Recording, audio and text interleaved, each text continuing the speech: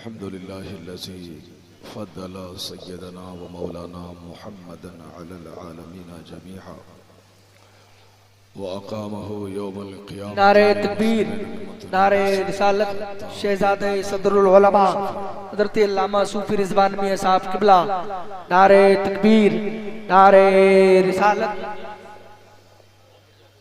अल्हम्दुलिल्लाहिल्लज़ी फ़द्दल सय्यदना व मौलाना मुहम्मदन अलल आलमीन जमीआ व अक़ामहु यौमल क़ियामत लिल मुज़निबीनल मुतलव्विसीनल ख़त्ताइनल हालिकीन शफ़ीआ फ़सल्लल्लाहु तआला व सल्लम व बारक अलैहि व अला कुल्लि मन हुवा महबूबुन व मर्ज़ियुन लदैहि सलातन तबक़ा व तदूम बिदवामिल मलिकिल हय्यिल क़य्यूम। व अशहदु अल्ला इलाहा इल्लल्लाह वहदहु ला शरीक लह व अशहदु अन्ना सय्यदना व मौलाना मुहम्मदन अब्दुहु व रसूलुहु अम्मा बअद फ़अऊज़ु बिल्लाहि मिनश शैतानिर रजीम बिस्मिल्लाहिर रहमानिर रहीम। व मन युअतल हिकमता फ़क़द ऊतिय खैरन कसीरा आमन्तु बिल्लाहि सदक़ल्लाहुल अज़ीम व सदक़ रसूलुहुन नबियुल करीम व नहनु अला ज़ालिका लमिनश शाहिदीन व शाकिरीन वल्हम्दुलिल्लाहि रब्बिल आलमीन। अल्हम्दुलिल्लाह, आज की मुक़द्दस रात में बहुत अच्छे काम में आपका वक्त गुज़र रहा है। सारी दुनिया शाबान की 15वीं रात को अल्लाह तबारक व तआला की खुसूसी इबादतों में मसरूफ़ है। मरकज़ इश्क़ मोहब्बत बरेली शरीफ के खुश अक़ीदा मुसलमान भी कोई कब्रिस्तान में, कोई मस्जिद में नवाफिल पढ़ने में, कोई तिलावत कुरान में, कोई ज़िक्र की मजलिसों में आकर इस मुक़द्दस रात का हक़ अदा कर रहे हैं। मजलिसें सारी की सारी अच्छी हैं, चाहे वह कुरान करीम की तिलावत की मजलिस हो या कोई ज़िक्र खैर की मजलिस में अल्लाह का ज़िक्र कर रहा हो। लेकिन मस्जिद नबवी में एक बार आक़ाए कायनात सल्लल्लाहु अलैहि वसल्लम दोनों तरह की मजलिसों से आपका जब गुज़र हुआ तो आपने कहा, यहाँ चंद लोग बैठकर अल्लाह को याद कर रहे हैं, यह भी अच्छी मजलिस है। दूसरी जगह वहाँ लोग दर्स व तदरीस यानी दीन सीखने सिखाने का काम कर रहे थे। हुजूर ने कहा, यह काम भी अच्छा है। वह लोग जिक्र कर रहे हैं, वो भी अच्छा है। यहाँ ये लोग दीन सीख रहे हैं, सिखा रहे हैं, ये भी अच्छा है। लेकिन हुजूर ने फरमाया, चूंकि मैं मुअल्लिम कायनात बना के भेजा गया हूँ, इसलिए मेरे नज़दीक ये मजलिस ज़्यादा पसंदीदा है, इसलिए हुजूर उसी मजलिस में बैठ गए। इसका मतलब है कि तिलावत कुरान बहुत अच्छी इबादत, कब्रिस्तान जाना बहुत अच्छा काम, तस्बीह के दाने लेकर 1,00,000 बार ला इलाहा इल्लल्लाह पढ़ना ये भी बहुत अच्छा काम है। लेकिन चूंकि सरकार की पसंद है दीनी मजलिसों में शरीक होना, ये सरकार की पसंद भी है, सरकार की सुन्नत भी है, तो अल्हम्दुलिल्लाह यह आपको सआदत हासिल हो रही है कि आप सबसे अच्छी इबादत कर रहे हैं। अल्लाह तबारक व तआला हम सबों को इसी तरह दीनी मजलिसों में शरीक होकर दीनी गुफ्तगू समाअत करने की तौफीक अता फरमाए। आज 15वीं शब भी है और शबे जुमा भी है। इस तरह आज की इस मुक़द्दस रात की अहमियत इस कदर बढ़ गई। कभी कभी मैं कहा करता हूँ कि रमज़ान में 30 रातों में एक रात लैलतुल क़द्र है, लेकिन है वो एक रात जो 1000 रातों से बेहतर है। 1000 रातों की इबादत एक तरफ, लैलतुल क़द्र की इबादत एक तरफ। अगर उस एक रात की जुस्तजू में 360 रातों को जाग कर अगर रहना पड़े, फिर भी उस शबे मुअज़्ज़म की जुस्तजू के लिए 360 रातों का जागना कोई माना नहीं रखता, चूंकि जहां एक रात की इबादत 1000 महीनों से बेहतर है। लेकिन मुस्तफ़ा जान रहमत ने हम पर एहसान फरमाया कि साल के 360 दिन नहीं, रमजान की इन 30 रातों में उस रात को तलाश करो। 30 रात में जागना, कोई न कोई रात है वो कद्र की रात, लेकिन उन 30 रातों में भी पूरी रात जागना, ये हम जैसे कम नसीबों के हिस्से में वो नेमत नहीं आई। हुजूर ने और एहसान फरमाया कि लैलतुल कद्र को रमजान के आखिरी 10 दिनों में तलाश करो। आखिरी 10 दिन जाग कर मगरिब से लेके फजर तक उस मुकद्दस रात में इबादत करने की तमन्ना करना, कोशिश करना बहुत बड़ी बात है। 1000 रात से बेहतर है 10 रात जागना है। लेकिन क्या करें, चूंकि ये इंसान गाफिल, लापरवाह और तबअन सुस्त पैदा हुआ है, इसलिए 10 दिन भी इसके ऊपर में बोझ हो गया कि 10 दिन जागना, जबकि 10 दिन जागना कोई माना नहीं रखता 1000 रात के मुकाबले में जो रात सबसे बेहतर है। हुजूर ने और एहसान फरमाया कि उन 10 दिनों की ताक रातों में तलाश करो। ताक रात मतलब उन जो बेजोड़ रात है, 21, 23, 25, 27, 29, 5 रात, अगर पांचों रात अगर आदमी जाग ले, फिर भी जो रात 1000 महीनों से बेहतर है, जिस रात का एक सजदा 1000 महीनों की रातों के सजदों से बेहतर है, तो 5 रात जागकर पूरी रात सजदा करना कोई बहुत बड़ी बात नहीं थी। लेकिन क्या करें, यह इंसान आराम पसंद है। अब इनकी सहूलत के लिए और हमारे अकाबरीन, हमारे बुजुर्गों ने कहा, ये और बात है कि 5 रातों में एक रात है, लेकिन अक्सर बड़े बड़े मुस्लिहीन उम्मत और बड़े बड़े अकाबरीन उम्मत का इस बात पर इत्तेफाक है कि रमजान की 27वीं रात को ही शब कद्र है। कंफर्मेशन नहीं है, कंफर्मेशन तो साल के 360 दिनों में कोई एक रात, उसके बाद रमजान की 30 रातों में एक रात, फिर 10 रातों में एक रात। कंफर्मेशन है कि 27 को ही है। ये हमारे बुजुर्गों का ख्याल है, अक्सर अइमा का ख्याल है। लेकिन जब इमाम आजम जैसे बुजुर्ग जिनके करोड़ों फॉलोवर दुनिया में मौजूद हैं, उन्होंने इस रात के ताल्लुक से जब इजहार किया है अपनी राय का, मुमकिन है कि वो रात हो, लेकिन क्या करें, गाफिल, सुस्त, लापरवाह किस्म के लोग उस एक रात में भी मगरिब से लेके फजर तक सोए नहीं, महवे इबादत रहें। न जाने कौन सी घड़ी वो घड़ी हो जिसमें फरिश्ते लोगों से मुसाफा करते हैं। बुजुर्गों से पूछा गया, हुजूर उस रात में फरिश्ते उतरते हैं, फरिश्ते मुसाफा करते हैं, उसकी क्या पहचान है? बुजुर्गों ने कहा कि पहचान यह है कि जब जिक्र खुदा करते करते ऐसा महसूस हो कि आंख भीग गई, दिल पसीज गया, रोंगटे खड़े हो गए, तुम रोने लगे, तो समझ लो कि ये वो घड़ी है कि फरिश्ते तुमसे मुसाफा कर रहे हैं।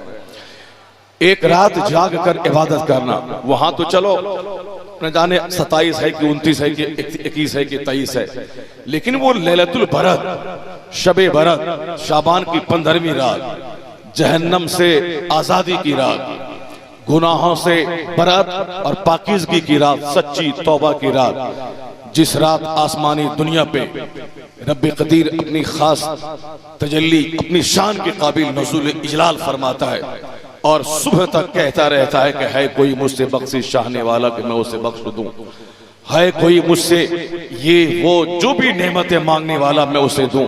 और यहाँ कन्फर्म है, यहाँ चांद का भी कोई झगड़ा नहीं है कि 29 है कि 30 है, और यहाँ आज है कि कल है। जब कन्फर्म है तो भी आप जायजा ले लें, कितने लोग हैं जिसने के गुरूब आफताब के बाद से लेकर सुबह सादिक के तुलू होने तक वह कमर कसकर इस बात के लिए आमादा हो गया हो कि आज की इस मुकद्दस रात में एक लम्हा भी मेरा गफलत में नहीं गुजरेगा।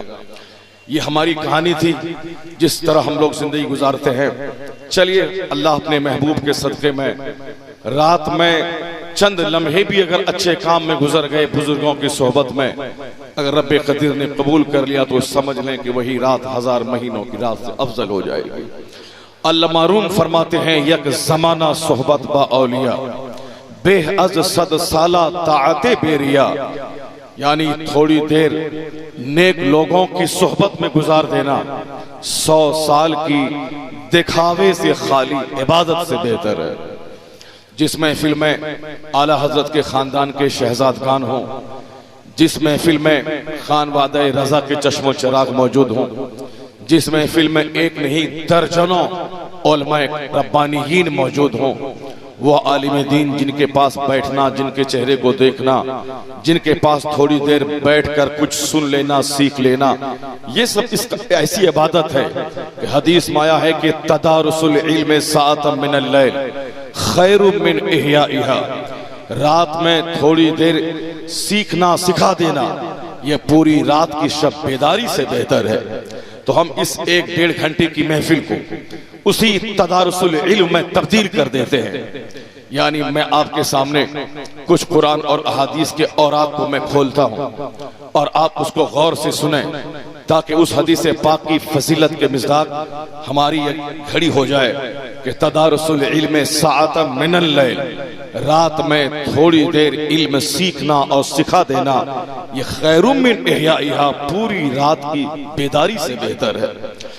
और एक आदमी 1000 रकअत नमाज नफल अदा करे, लेकिन हदीस का मफहूम है कि मन सल्ला सलातल फज्र सुम्मा क़रअ बाबा मिनल इल्म खैरुम मिन अल्फ रका, जिस किसी ने फजर की नमाज अदा की, फिर दीन का एक चैप्टर पढ़ लिया, इस्लाम के कानून का, संविधान का, उसूल और ज़ाब्ते का, फिक्र का एक चैप्टर पढ़ लिया, हदीस में आया है कि खैरुम मिन अल्फ रका, 1000 रकअत से यह काम बेहतर है। एक चैप्टर दीन का पढ़ लेना। अगर दुनिया भर के सारे मुसलमान मजबूती से इसी चैप्टर पे अमल करते, आलिम दीन की रहनुमाई में जिंदगी गुजारते, शादी ब्याह हो आलिम से रहनुमाई, अकीका खतना हो उलमा से रहनुमाई, सियासत करनी है आलिमों से रहनुमाई, घर मकान बनाना है आलिमों से रहनुमाई, तिजारत करनी है आलिमों से रहनुमाई, जब तक ये बातें थी दुनिया में, दुनिया का कोई भी काम हो आलिम दीन से रहनुमाई हासिल की जाती थी। कोई बेलगाम नहीं था, कोई अपनी राय को सबसे सुपीरियर नहीं समझता था, और बयान देने से पहले वह सोचता था कि पहले मैं इस बयान की तस्दीक उलमाए कराम से करवा लूं, तब वह बयान देता था, तब वह कदम उठाता था। नतीजे में कौम मुस्लिम फितनों से महफूज थी। लेकिन जब से आवारगी का माहौल पैदा हुआ, जब से उलमा की बेनियाजी, उलमा से बेनियाज होने का एनवायरनमेंट कायम हुआ, मस्जिद के इमाम हैं वो सिर्फ नमाज पढ़ाएं, इसके आगे और कुछ नहीं। मदरसा चलाते हैं, बकरीद के दिन खाल लेने के लिए मेरे यहाँ आ जाएं। मदरसा चलाते हैं, ईद के दिन सारा शहर ईदगाह जाने की तैयारी कर रहा है। मौलाना यही काम करें कि वो फितरा कलेक्शन करने दरवाजे पे आ जाएं। रमजान के दिन सारा हिंदुस्तान मस्जिदों में तिलावत कुरान करें। मौलाना साहब बम्बई में सेठों के दरवाजे पे लाइन लेके वो लाइन लगाकर वो खड़े रहें और खूब 10 मिनट तक 1 घंटे तक मक्खन पालिश लगाएं। मकान खूबसूरत है, टाइल्स और मार्बल खूबसूरत है, सोफा खूबसूरत है, फर्नीचर जर्मनी से आपने लाया है, खूब जी भर के बेटी की, दामाद की, बेटे की, लय पालक की खूब तारीफ करें। उसके बाद वो कहे कि 10,000 रुपए की रसीद कटा लीजिए। मौलाना का काम जब तक यही रह गया कि रमजान में हम लाइन लगा के चंदा करें, और सारा गांव के सारे काश्तकार वो साहब ट्रक और लारी पे हजारों टन गेहूं और धान लोड करके मंडी पहुंचाएं, पैसा गिने। मौलाना दरवाजे पे पहुंच जाए, बोरा लेके कि उशरा दीजिए। दरवाजे पे ईद के दिन पहुंच जाए कि फितरा दीजिए। दरवाजे पे बकरीद के दिन पहुंच जाए कि खाल दीजिए। मौलाना का यही काम है, वो खाल कलेक्शन करेगा, फितरा कलेक्शन करेगा और उश्र कलेक्शन करेगा, और जुमा के दिन बगैर समझे बूझे खिताब करेगा। अगर ट्रस्टी के मजाज के खिलाफ खिताब हुआ तो असर की नमाज से पहले मस्जिद से टिकट उसका कटवा दिया जाएगा। मुकेश अंबानी 1700 करोड़ का बंगला रखता है बंबई में, कई अरब की फैक्ट्री उसके पास है जामनगर गुजरात में, कई करोड़ की कारें नौकर और गुलाम चढ़ते हैं, 12-12 करोड़ की कारों पे मुकेश अंबानी का गुलाम चलता है। इस कदर दौलत उसके पास है। उनकी बीवी रोजाना बिस्तर पे उठती है तो 3 लाख रुपए की चाय पीती है, 1 करोड़ रुपए की चाय हर महीने पीती है। जाहिर सी बात है, बड़ों की बड़ी बातें हैं। अगर वो 1 करोड़ की चाय नहीं पिएगी, उसी 1 करोड़ रुपए का टैक्स गवर्नमेंट को देना है, उसको खर्च तो दिखलाना है, इतने पैसे उसके पास हैं। जो चाय नॉर्मली बरेली की गली में 10 रुपए में मिलती है, वही चाय हवाई जहाज पे 100 रुपए में मिलती है। जो कॉफी नॉर्मली बरेली की गली में आप 6 रुपए में पिए, वही 125 रुपए में हवाई जहाज पे वक्त की वजह से सामान की कीमत और जगह की वजह से कीमत में तब्दीली हो जाती है।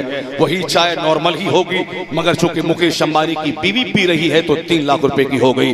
वो भी अपने नौकर को हटाने के लिए, ये नौकर सुस्त है, गाफिल है, इसको हटा दे फैक्ट्री से, पहले उसको 2-4-10 लाख रुपए दे के मनाता है, तब उससे रिजाइनेशन लेता है ताकि ये लेबर कोर्ट में न पहुंच जाए और हमारे लिए मुसीबत में खड़ी कर दे। लेकिन एक बेचारा बेसहारा मौलवी इमाम हो गए, जुमा के दिन खिताब करें सूद की मजम्मत पे कि सूदखोर कभी जन्नत नहीं जा सूदखोर जन्नत नहीं जाएगा। ऐसा है सूद खाना जैसे कोई अपनी माँ से जिना करता हो। शराब की एक बूंद बदन में दाखिल हो जाए, 40 दिन तक न कोई दुआ कबूल होगी। शब बारात में बेशुमार गुनहगार बख्शे जाते हैं, मगर जो आदतन शराबी है वो नहीं बख्शा जाएगा। यानी शराब की मजम्मत पे खिताब हुआ, शराबी ट्रस्टी ने उसको असर से पहले निकाल दिया। सूद की मजम्मत पे खिताब हुआ, सूदखोर ट्रस्टी ने असर से पहले निकाल दिया। मगरूर गुरूर पे खिताब हुआ। इमाम साहब का काम है सरकार का पैगाम आम करना। उन्होंने बगैर किसी मलामत करने वाले की परवाह किए हुए उनका काम है कि एका के हक व इब्ताल बातिल करे। नौकरी छूट जाए, 2-4 तमाचा कोई मार दे, मेरा चेहरा उतना कीमती नहीं है कि 2-4 तमाचा लगाने के बाद मैं हमेशा के लिए दाढ़ी और मोछ मुंडा के आलमियत से ही तौबा करके मैं नहीं, आलमियत में रहने का मतलब है इस शोबे में कि तमाचा खाएं। ये मेरा चेहरा उस लायक नहीं है कि 2-4 तमाचा खाने के बाद मैं जलील समझो।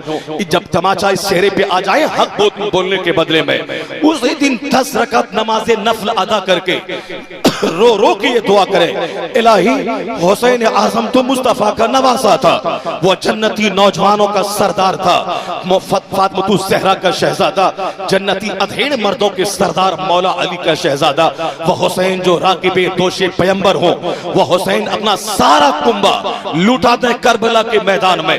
उनकी लाशों को घोड़े की टापों से रौंद दिए जाएं, उनके बच्चों को कैदी बना लिए जाएं, उनकी मस्तूरात को ऊंट की रस्सियों में जकड़ दिए जाएं, उनके खेमे में आग लगा दिए जाएं, उनकी लाशों को घोड़े की टापों से रौंद दी जाए। कि कौन सा जुर्म था उनका कि उनको कत्ल किया गया, उनके दूध पीते बच्चे को नहीं छोड़ा गया, उन पर हजारों तीरों की बारिश की गई और फिर उनके मस्तूरात को ऊंट की रस्सियों में जकड़ दिया गया, उनके बीमार बच्चों तक को नहीं छोड़ा गया, उन्हें भी कैदी बना लिया गया। जुर्म क्या था? जुर्म यही था कि तुम्हारी तबीयत नहीं चलने दी जाएगी, तुम्हारा कानून नहीं चलेगा, कानून मुस्तफा का चलेगा। तुम्हारी तबीयत नहीं चलेगी, मुस्तफा की शरीयत चलेगी।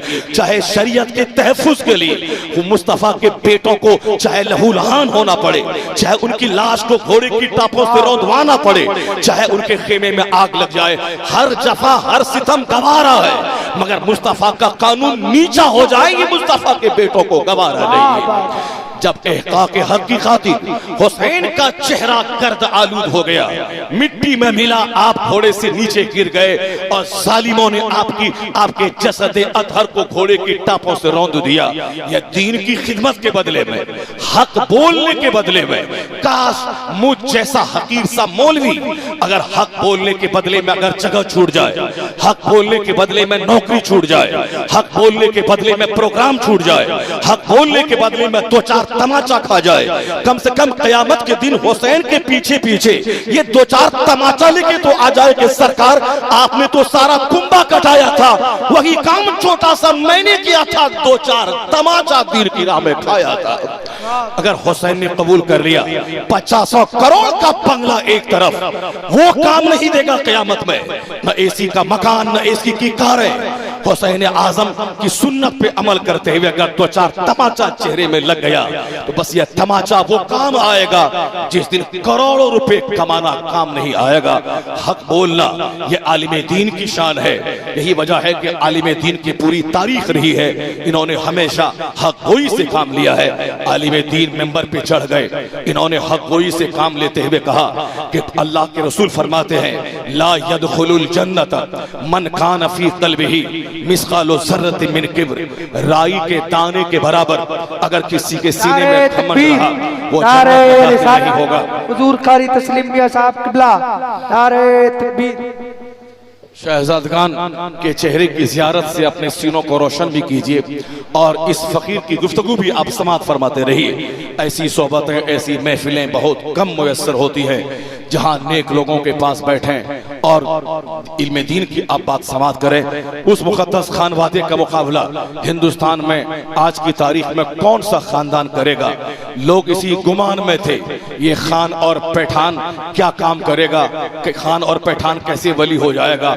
लोगों ने हसद में, जलन में इस तरह के जुमले निकाले, लेकिन अल्लाह रब्बुल इज्जत के रसूल ने क्या कहा था। सरकार दो जहां ने 1400 साल पहले एक गलत धारणा को खत्म करते हुए कहा था। 1400 साल पहले हाल ये था कि ऊंचे खानदान के लोगों को इज्जत दी जाती थी, गोरे रंग को देखकर सम्मान दिया जाता था, कमजोर कबीले को लोग दबाते थे और उसे कुचलते थे, शबून मार के सारे कबीले को लूट लेते थे, और गोरा कभी काले को आदमी मानने को तैयार नहीं था। ऊंचे खानदान का आदमी नीचे खानदान के लोगों को आदमी नहीं समझता था। अरब में पैदा होने वाला दुनिया के सारे खित्ते के में पैदा होने वालों को अजमी और गूंगा कहा करता था। सरकारें दो जहां तशरीफ लाए, आपने कहा कि ये इंसानियत की तौहीन है कि एक आदम की औलाद कोई गोरी है, कोई काली है, एक आदम की औलाद कोई अरब में पैदा हुई, कोई अजम में पैदा हुई, आदम अलैहिस्सलाम का बेटा कोई अमेरिका में पैदा हुआ, कोई इंडिया में पैदा हुआ। इसमें हमारा कसूर क्या है कि मैं अमेरिका में पैदा ना होकर के इंडिया में पैदा हो गया, मैं अरब में पैदा ना होकर के मैं इंडिया में पैदा हो गया। इसमें हमको क्या मतलब, हम तो इंडिया में, हमको अरब ने पैदा किया, हम पैदा हो गए। तो भारत में पैदा होने की बुनियाद पर अगर कोई अरब का आदमी जलील समझता है, ये मानवता की तौहीन है। अगर हम हिंदुस्तान में पैदा होने की बुनियाद पर अगर कोई अमेरिकी हिंदुस्तानी को हिकारत की निगाह से देखता है, ये इंसानियत की तस्लील और तहकीर है। तो अब एक मानवता की तौहीन है। तो मुस्तफा ने जो मानवता की सेवा की है, हुजूर ने जो पैगाम लाया है, सरकार कहते हैं अब वह दौर गुजर गया जहां रंग देखकर, जहां कबीला और खानदान देखकर, जहां किसी इलाके को देखकर इज्जत दी जाती थी। मुस्तफा कहते हैं ला फदल ले अरबिय्यिन अला अजमी वला ले अजमिय्यिन अला अरबी वला ले अबयद अला अस्वद वला ले अस्वद अला अबयद इल्ला बित्तक़वा। हुजूर कहते हैं कुल्लुकुम बनु आदम व आदमु मिन तुराब, तुम सब आदम की औलाद हो। आदम अलैहिस्सलाम मिट्टी से पैदा हुए हैं। हुजूर कहते हैं अब किसी अरबी को अजमी पर, अजमी को अरबी पर कोई फौकियत नहीं, न किसी काले को गोरे पर, न किसी गोरे को काले पर। हुजूर कहते हैं अब फजीलत सिर्फ इसी बुनियाद पर होगी, जिसका अखलाक जितना ऊंचा होगा, जिसका तकवा जितना ऊंचा होगा, जो मोमिन होगा, जो मुत्तकी होगा, जो साहिबे इल्म होगा, यानी ईमान और तकवा और इल्म की बुनियाद पे इज्जत दी जाएगी। अब चाहे हिंदुस्तान का कोई काला कलोटा देहाती, अगर वो मोमिन है, वह मुत्तकी है, वह साहिबे इल्म है, ये अरब में पैदा होने वाले बदअकीदा से करोड़ों गुना बेहतर है कि इनके पास ईमान है, उसके पास ईमान नहीं है। कुल्लुकुम बनु आदम व आदमु मिन तुराब, तुम सब आदम की औलाद हो। आदम अलैहिस्सलाम मिट्टी से पैदा हुए हैं। इस पर एक बड़ा अच्छा तबसरा डॉक्टर विलियम म्यूर ने किया है। यानी वह हिंदुस्तान का कोई कम पढ़ा लिखा जाहिल नहीं है, हिंदुस्तान का कोई कम पढ़ा लिखा आदमी नहीं है, वह यूरोप का पढ़ा लिखा, जहां हमारा सारा देश अपने बच्चों को भेज के पढ़ाना चाहता है। हिंदुस्तान का पहला वजीर आजम डॉक्टर जवाहरलाल नेहरू उसी यूरोप के पढ़े हुए, हिंदुस्तान की आजादी में हिस्सा लेने वाले गांधी जी उसी यूरोप के पढ़े हुए, और प्रधानमंत्री जितने लोग हैं डॉक्टर मनमोहन सिंह उसी यूरोप के पढ़े हुए, राजीव गांधी का बेटा उसी यूरोप का पढ़ा हुआ, खुद राजीव गांधी उसी यूरोप का पढ़ा हुआ। यानी हिंदुस्तान में आज भी ये और बात है कि हमारे आज भारत का राजा वो तो बंडा है, उसके पास औलाद ही नहीं है, बीवी को छोड़ बैठा है, औरतों के दर्द में मगरमच्छ के आंसू बहा रहा है। हमको इससे बहस नहीं, लेकिन जो वजीर आजम साहिब औलाद थे उनकी कोशिश रहती थी कि मेरा बच्चा यूरोप के ऑक्सफोर्ड में जाके पढ़े, कैम्ब्रिज में जाके पढ़े, और आज भी ऑक्सफोर्ड और कैम्ब्रिज के पढ़े हुए को इज्जत दी जाती है हिंदुस्तान में। जो वहां से इंजीनियर आया 10 लाख रुपए महाना उसकी तनख्वाह होती है। मैं ये कहना चाहता हूं कि वहां के दानिश्वर को जो इज्जत की निगाह से देखा जाता है, हिंदुस्तान के चंद लोग मिटने मिटाने की बात करते रहे, हमको उससे कोई मतलब नहीं। यह दीवाने का ख्वाब है जो कभी शर्मिंदे ताबीर ना होगा। हिंदुस्तान के चंद लोग बैठ के 1000 रुपए का माला लेके वो जपते रहे तन्हाई में कि हम मुसलमानों को मिटा देंगे, हम इस्लाम खत्म कर देंगे, हमको उससे कोई बहस नहीं। एक पागल 1 लाख दाने का माला लेके वो पढ़ते रहे। हम इसीलिए पैदा हुए हैं कि हम 2 घंटे की पूरी तकरीर उसी जाहिलों की बात के जवाब देने में लगा दे। हम इसीलिए पैदा हुए हैं, हम सारी एनर्जी इसी के जवाब में सर्फ कर दे। कोई वेस्ट बंगाल से कोई कुछ बोल रहा है, अब हमारी सारी एनर्जी उधर सर्फ हो जाए। कोई दिल्ली का लुच्चा कुछ बोल रहा है, अब हम सारी एनर्जी उसी तरफ सर्फ कर दे। हम पॉजिटिवली बात कब करेंगे? हम इस्लाम का पैगाम अपने लोगों को कब पहुंचाएंगे? हम मुस्तफा का अखलाक कब पहुंचाएंगे? हम हुजूर की हयात तैयबा कब रखेंगे? हम मुसलमानों की जिम्मेदारियां कब बताएंगे? चाहे दुनिया में आंधी आए या तूफान, तुम्हें मोमिन बन के जिंदा रहना है। अगर जिंदा रह गए तो गाजी, अगर दीन के नाम पे मर गए तो शहीद हो गए। फिर तुम्हारे दोनों हाथ में लड्डू है, तू डरता क्यों है? किसी के हुकूमत के बनने के बाद, बिगड़ने के बाद चेहरा क्यों लटकाए हुआ है? चेहरा क्यों तेरा गमज़दा है? मुस्तफा क्या कहते हैं? सरकार फरमाते हैं अजबल अमरिल मोमिन, how wonderful is the affairs of the believer, इन अमरहु कुल्लहु लहु खैर व लैसा ज़ालिका लिअहदिन इल्ला लिलमोमिन, इन असाबतहु सर्राउ शकरा फकाना खैरल्लाह व इन असाबतहु तर्राउ सबरा फकाना खैरल्लाह। मुस्तफा कहते हैं मोमिन का मामला ताज्जुब खेज है।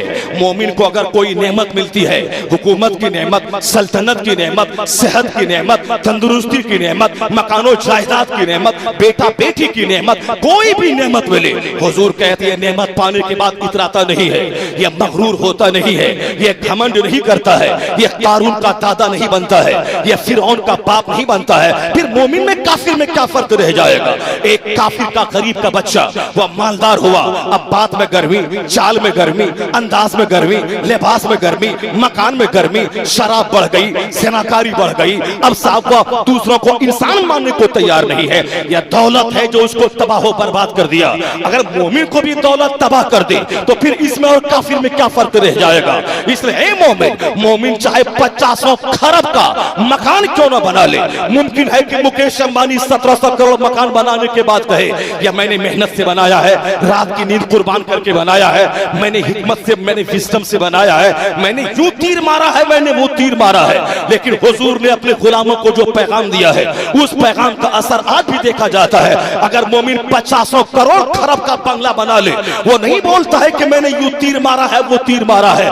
मोमिन उस मकान में नहीं लिखता है कि मैंने 2-4-10 साल की मेहनतों से इसको बनाया है, मैं अपने बाल बच्चों को छोड़ के मैं सऊदी अरब में ऊंट चरा के मैं 10 साल की मजदूरी करके मकान बनाया है। बल्कि मोमिन 50 खरब के मकान के बाहर ये कुतबले तख्ती लगाता है, हाजा मिन फज़ले रब्बी, ये मेरी मेहनत से नहीं, अल्लाह के फज़ल से मिला, अल्लाह ने अपने फजल से दिया है, अल्लाह का फजल है। मोमिन ना नेमतों के पाने के बाद इतराता है, नेमतें बढ़ती जाती है, मोमिन का शुक्र बढ़ता चला जाता है, मोमिन की नरमी बढ़ती चली जाती है। मोमिन के पास नेमतों के आने के बाद गुरूर नहीं आता, चूंकि जब से हमने इल्म से अपना रिश्ता तोड़ा है, जब से हम जाहिल हो गए, उलमा की रहनुमाई को हमने छोड़ दिया, अब हर आदमी अपने अपने हिसाब से सोचने लगा। नतीजे में आज हमारे यहाँ भी वही बातें पैदा होने लगी। दौलत बढ़ रही है, गुरूर बढ़ रहा है, इल्म बढ़ रहा है, गुरूर बढ़ रहा है। ना अहल वो अगर आलिम भी बन जाए, उसका इल्म की वजह से नरमी नहीं बढ़ेगी, अखलाक नहीं बढ़ेगा, वो उस इल्म को गुरूर का सरिया बना लेगा। ना अहल को अगर दौलत मिल भी जाए, वो उस दौलत को गुरूर का सरिया बना लेगा। क्यों सरकार ने एक तरफ जहां इल्म दीन की अहमियत पे बेशुमार बातें हमारे सामने रखी, सरकार का फरमाते हैं एक आलिम यस्तगफिर लहू मा फिस समावाति वल अर्द हत्ता नमलता फी जुहरिहा व हत्ता अलहुता फिल मा ला युसल्लून अला मुअल्लिमिन नासिल खैर। सरकार कहते हैं आलिम जब रास्ते से गुजरते हैं, जमीन आसमान के दरमियान की सारी चीजें उनके लिए बख्शिश की दुआ करती है, यहाँ तक के सुराखों की चूटियां, यहाँ तक के पानी में मछलियां, मछली दुआ करे। करोड़पति और चाहे जिस इक़्तिदार की आखिरी चूटी पे आदमी फाइज हो, चूटी पे फाइज हो जाए, चाहे वो सदर जमहूरिया बने या किसी भी दूसरे मनसब पे फाइज हो, ये मकाम एक मौलवी चाहे किराए के मकान में क्यों न रहे, अगर वो आलिम है तो हुजूर की ज़बानी कोई इनकार करे, हमको उस पागलों से कोई मतलब नहीं। हमें अहले अक्ल से बहस है, हमें अहले इल्म से बहस है। बाकी सारे लोग वो चाहे जिस तरह जिए वो जीते रहे। करोड़ों आदमी है जो जानवरों की तरह जीते हैं, जो अक्ल से नहीं पैसा को ही सब कुछ समझते हैं। हमें उन पागलों से बहस नहीं। मेरा कुरान कहता है वमा यज़्ज़करू इल्ला उलुल अलबाब, नसीहत नहीं कबूल करता है मगर अक्ल वाला। मेरा कुरान कहता है फमन यूतल हिकमत फक़द ऊतिया खैरन कसीरा, जिसको अक्ल की हिकमत की दौलत मिल गई, समझ लो बहुत बड़ी भलाई मिल गई। कुरान कहता है इन्न फी ज़ालिका लआयातिन लिक़ौमिन यफ़क़हून, इन आयतों में अहले समझ के लिए निशानियां हैं। व इन्न फी ज़ालिका लआयातिन लिक़ौमिन यतफ़क्करून, इन आयतों में अहले फिक्र के लिए निशानियां हैं। तो कुरान हिदायत की किताब है, लेकिन अहले फिक्र जो उसमें गौर करता है वो हिदायत के मोती निकालता है। जो पागल मजनू की तरह जीता है, ना हमसे उससे बहस है और ना हम डंडा लेके उसके पीछे दौड़ना चाहते हैं, ना मेरा मजहब ऐसा सिखाता है। जरा गौर से सुन लीजिएगा, एक आलिम दीन का इतना बड़ा मकाम है, वो रास्ते से चले तो समंदर की मछलियां दुआ करे, वो रास्ते से चले तो सुराखों की चूटियां दुआ करे, इतना बड़ा मकाम इसका है। लेकिन दूसरों के नजदीक इसका मकाम क्या हो गया वो आपके सामने जग जाहिर है। तो इल्म की रोशनी में अगर आदमी सोचेगा, इल्म बढ़ता जाएगा, अखलाक बढ़ता जाएगा, इल्म बढ़ता जाएगा, तकवा बढ़ता जाएगा, तब तो ये अहल है जिनको देखकर खुदा याद आ जाए। लेकिन अगर इल्म बढ़ रहा है और बदअखलाकी बढ़ रही है, इल्म बढ़ रहा है, गुरूर बढ़ रहा है, इल्म बढ़ रहा है, अखलाक मिट रहा है, इल्म बढ़ रहा है, घमंड बढ़ रहा है, ना अहली बढ़ रही है, ऐसे ही लोगों के बारे में हुजूर ने यह भी कहा है वफाज़ुल इल्म इंद खैर अहलिही कमुक़ल्लिदिल खनाज़ीर लुलू वज़्ज़हब। मुस्तफ़ा कहते हैं ना अहल को इल्म सिखाना ऐसा है जैसे सूअर के गले में हीरे जवाहिरात सोने का हार डाल देना। हीरे जवाहिरात का हार की जगह वो सूअर की गर्दन नहीं है, वो औरतों की और रानियों की, महारानियों की गर्दन है, लेकिन उस हार को खिंजीर के गले में डाल देना। ऐसा ही है किसी ना अहल को इल्म सिखा देना।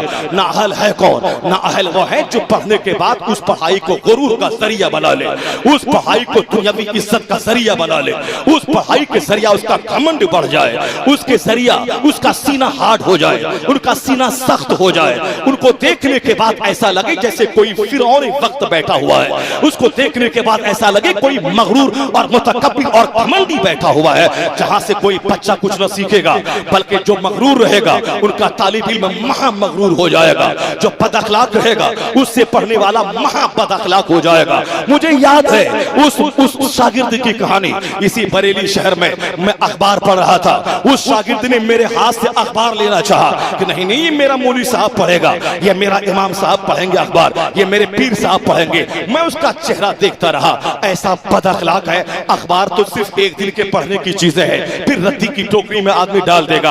अखबार तो ऐसे ही दुकान में लोग रख देते हैं ताकि हर आने वाला कस्टमर उसको पढ़े। लेकिन बरेली शरीफ जैसी जगह में, मस्जिद में और फिर मदरसे में पढ़ने वाला बच्चा वो ये कह करके मुझ जैसे मौलवी से अखबार छीनना चाहे कि मेरा इमाम साहब पढ़ेगा इसको, यानी जैसा बदअखलाक इमाम साहब है वैसा बदअखलाक उसका मुक्तदी है। और आज की बात मैं बताऊं, जैसे ही मैं लखनऊ प्लेन से उतरा उसके बाद मैं रेलवे स्टेशन पे आने लगा, जोहर का टाइम था, एक मस्जिद कॉर्नर पे वहां नमाज पढ़ने चला गया। मैं नमाज पढ़ने गया तो मैं अपने से फैन को ऑन नहीं किया, मैं नमाज की नियत बांधने की तैयारी करने लगा। जोहर की बस आज ही जो दिन गुजरा है कल, वो तबलीगी जमात की मस्जिद थी, मगर मस्जिद है जमात उसकी है, कल वो भागेगा सुन्नी के कब्जे मस्जिद आ जाएगी, उससे कोई बहस नहीं, जमात से नहीं पढ़ना है, लेकिन अपनी नमाज तो पढ़ ही लेनी है। मैं पढ़ रहा था, वो मेरे सर पे टोपी है बरकाती। अब वह मौज़िन कहता है कि फैन चला लीजिए, और फिर मैंने जब उसके बावजूद फैन नहीं चलाया, वो जाकर के ऑन किया बटन को, और मेरे सर के ऊपर में जो पंखा था, आज की बात है और आज से 4 साल पहले मैं जा रहा था विशाखापट्टनम, मछलीपट्टनम इलाके में विजयवाड़ा, वहां असर की नमाज का आखिरी वक्त था। मैंने कार रोक के सड़क के किनारे की मस्जिद में असर की नमाज पढ़ने गया, मैं नियत बांध लिया।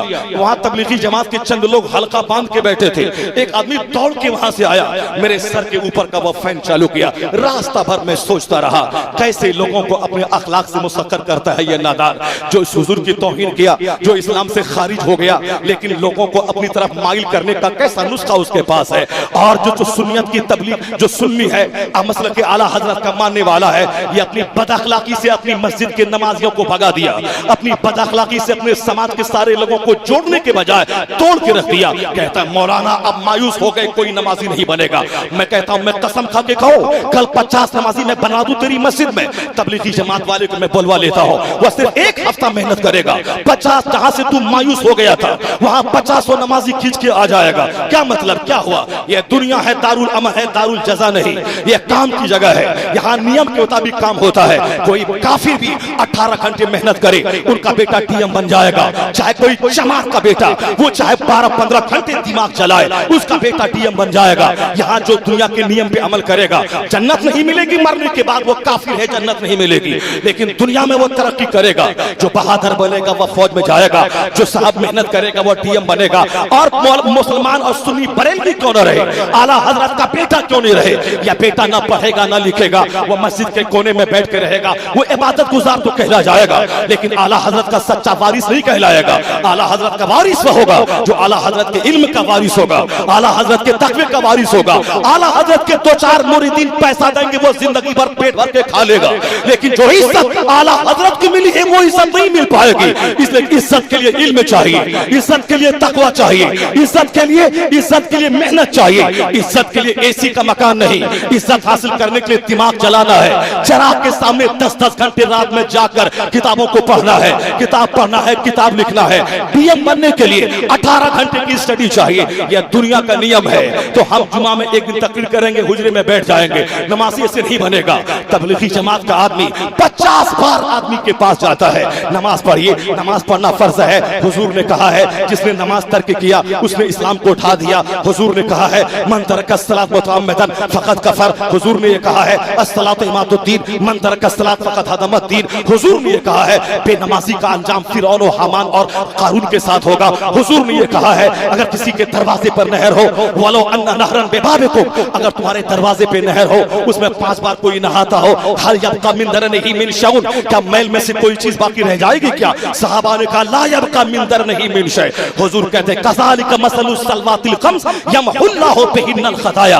यही मिसाल 5 वक्त की नमाज की है, अल्लाह इसके जरिए गुनाहों को मिटा देता है। 100 हदीसें सुना कर, एक बार नहीं 50 बार इनफिरादी तौर पे मेहनत करके यह सीने में दिल है पसीज जाता है। कहता चलिए आपने इतना कहा है, अब इनकार की गुंजाइश नहीं है।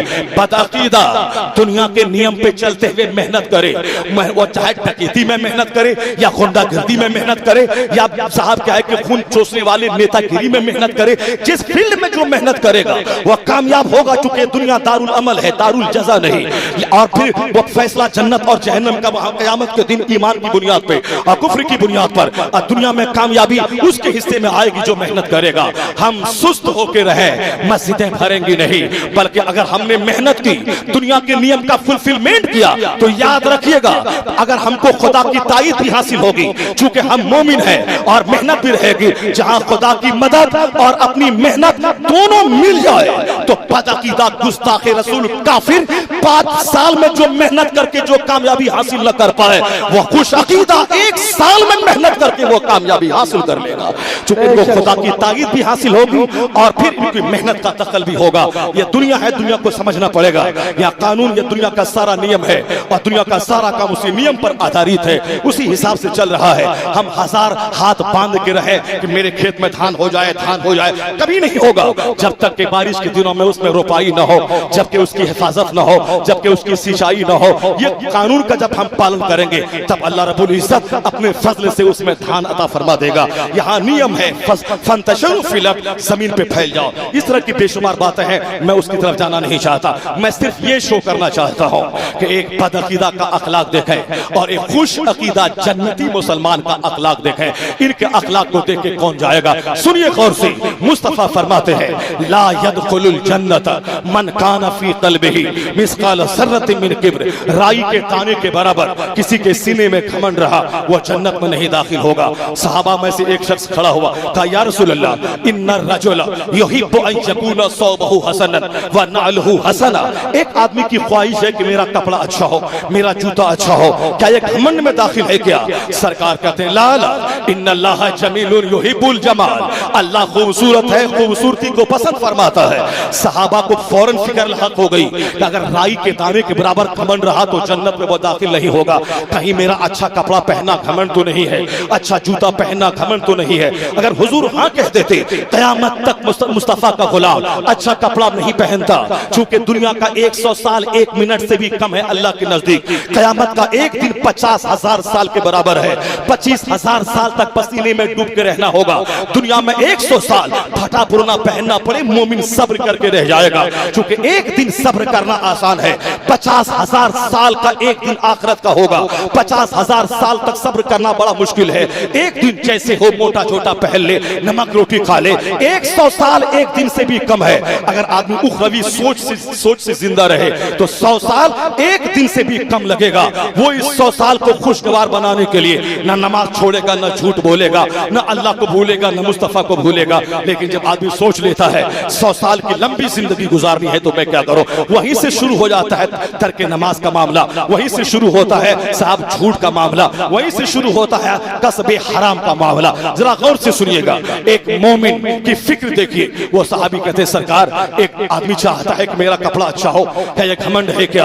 एक आदमी चाहता है मेरा जूता अच्छा हो, क्या ये घमंड है क्या? हुजूर कहते नहीं नहीं, अल्लाह जमील है, जमाल को पसंद फरमाता है, तो घमंड क्या है? मुस्तफा फरमाते अल किब्र बतरुल हक व गमतुन नास। घमंड ये है दूसरों को हकीर समझना और हक बात नहीं मानना, हक बात नहीं मानना।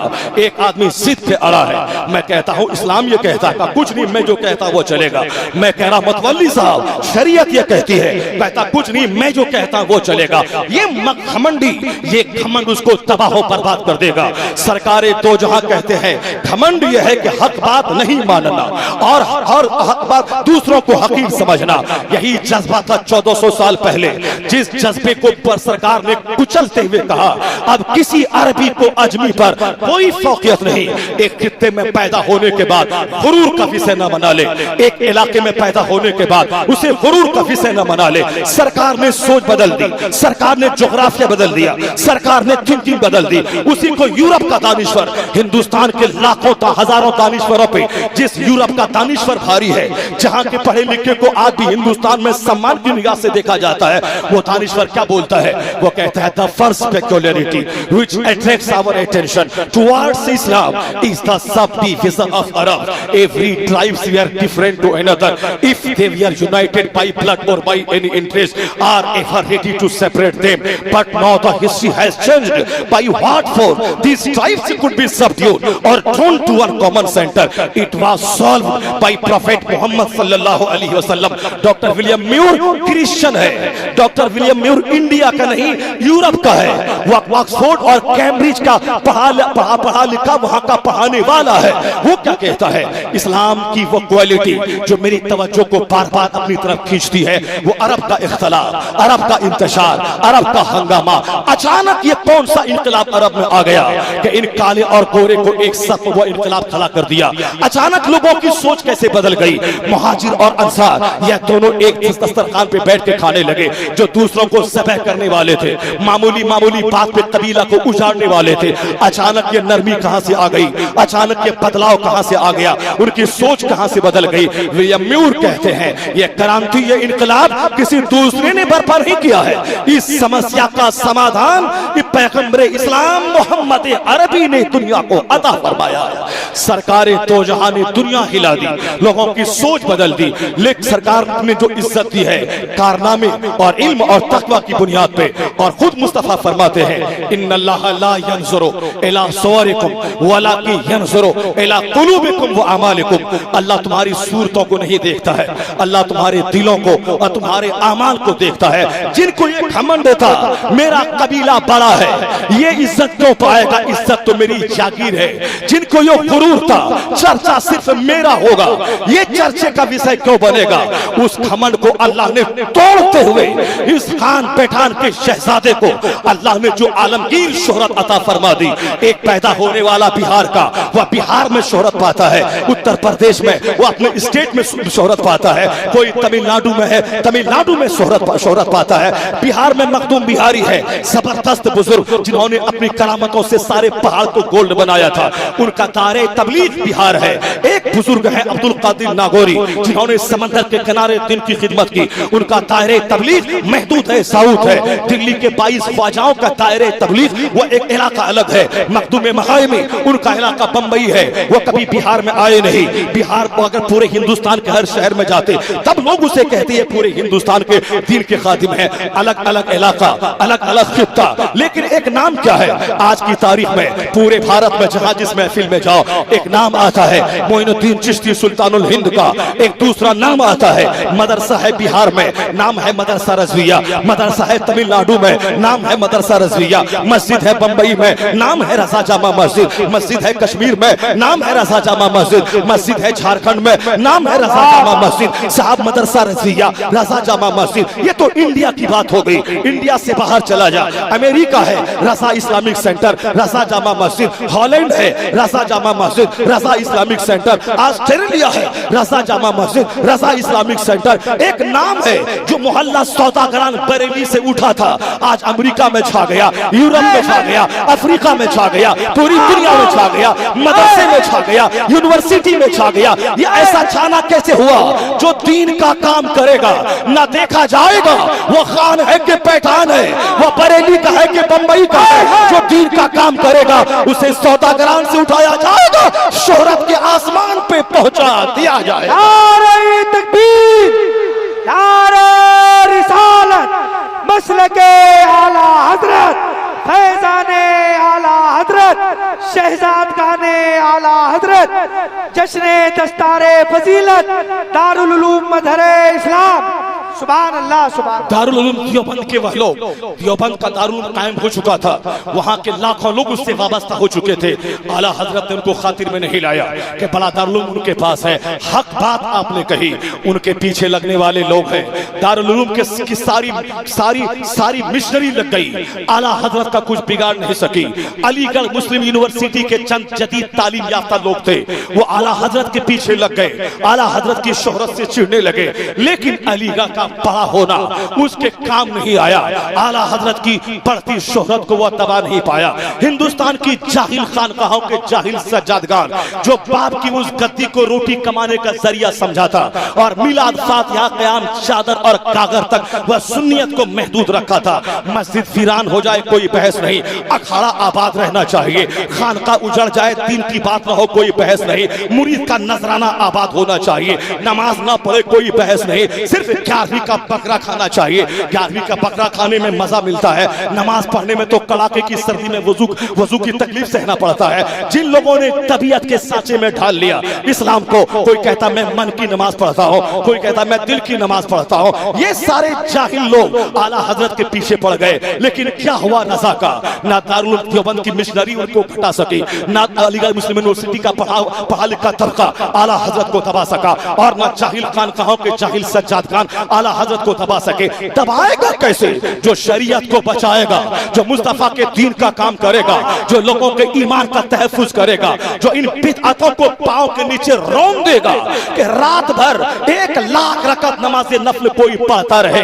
रज़ा ने डंके की चोट पे कुरान हदीस का पैगाम आम किया, वो सारी नफल नमाजें लटकी हुई रहेंगी जब तक कि 5 वक्ता फर्ज नमाज न अदा करे। कोई 50 मस्जिदों की तामीर कर दे 50 करोड़ से, जब तक वह 2 रुपए की जो ज़कात उस पर फर्ज है वो अदा न करे, ये 50 मस्जिदों का बनाना काम न देगा। कोई लाखों आदमी को इफ्तार करवा दे, उस वक्त तक ये नफल लेने की काम नहीं आएगी जब तक कि अपना फर्ज रोजा वो अदा न करे। दूध का दूध, पानी का पानी, शरीयत का चेहरा रज़ा ने दिखलाया, वो सारे बिदअती धाराशाही हो गए और शरीयत बचाने वाला 100 साल के बाद भी आज सूरज बन के दुनिया में चमकता आ रहा है। जो शरीयत का काम करेगा उसका नाम नहीं दबेगा।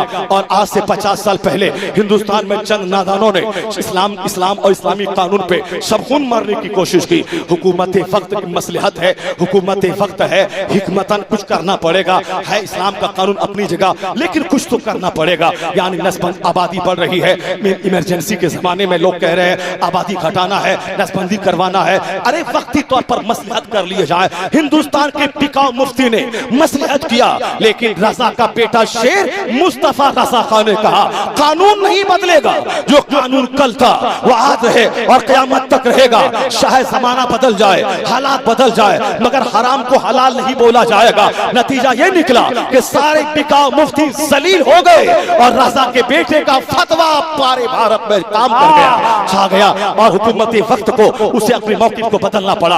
आज की तारीख में 1 महीना पहले मैं लखनऊ में था और एक मौलवी बोल रहा था, अफसोस है ऐसे ऐसे नाअहल किस्म के मौलवी पैदा हो रहे हैं। वह मौलवी बोल रहा था जिनके मुरीद ज्यादा हैं दुनिया में, वह लोग घर में बैठे रहे इसलिए कि स्टेशन पे जाएंगे सीसी कैमरा, एयरपोर्ट पे जाएंगे सीसी कैमरा, हवाई अड्डे पे जाएंगे सीसी कैमरा, तो फिर आपकी तस्वीर तो बन रही है और तस्वीर हराम है तो घर में बैठे रहिए। हज कर रहे हैं, अमेरिका जा रहे हैं, यूरोप जा रहे हैं, निशाना कहाँ है वो सबको मालूम है। नाम लेगा तो खैरियत नहीं रहेगी, नाम लिए बगैर निशाना चल रहा है कि घर में बैठे रहें। बहुत मुरीद हैं, घर से निकल लेंगे सीसी कैमरा शुरू है। मैं वो कहा कब तक बचते रहिएगा, फिर अपने साहब आप डटे हुए हैं कि ऐसा है। मैं कहना चाहता हूं उस मौलवी को, नादान, मेरा अपना बेटा वह फिल्म देखे, वह फिल्म बनाए, मेरा बेटा वह फिल्मी जोकर हो जाए, मेरा बेटा मल्टीमीडिया मोबाइल हाथ में लेके वह दिन रात तस्वीरें खींचता रहे, उससे क्या होने वाला है। जलीलुल कद्र पैगंबर नूह अलैहिस्सलाम है, नूह अलैहिस्सलाम का बेटा नूह अलैहिस्सलाम नबियों के 1,24,000 या 2,24,000 कमोबेश अंबिया कराम, उन अंबिया कराम में 313 या 315 रसूल, उनमें 5 उलुल अज़्म रसूल, उन उलुल अज़्म रसूल में से एक नाम है हजरत नूह अलैहिस्सलाम का। हजरत नूह अलैहिस्सलाम उलुल अज़्म रसूल है, उनका बेटा काफिर हो गया। आप कहते रहे कि ईमान लाओ, कश्ती पे सवार हो जाओ, लेकिन वह बोला मैं किसी पहाड़ की पनाह ले लूंगा। आप कहते रहे ला आसिम, आज कोई नहीं बचाएगा सिवाय अल्लाह के, लेकिन नहीं माना।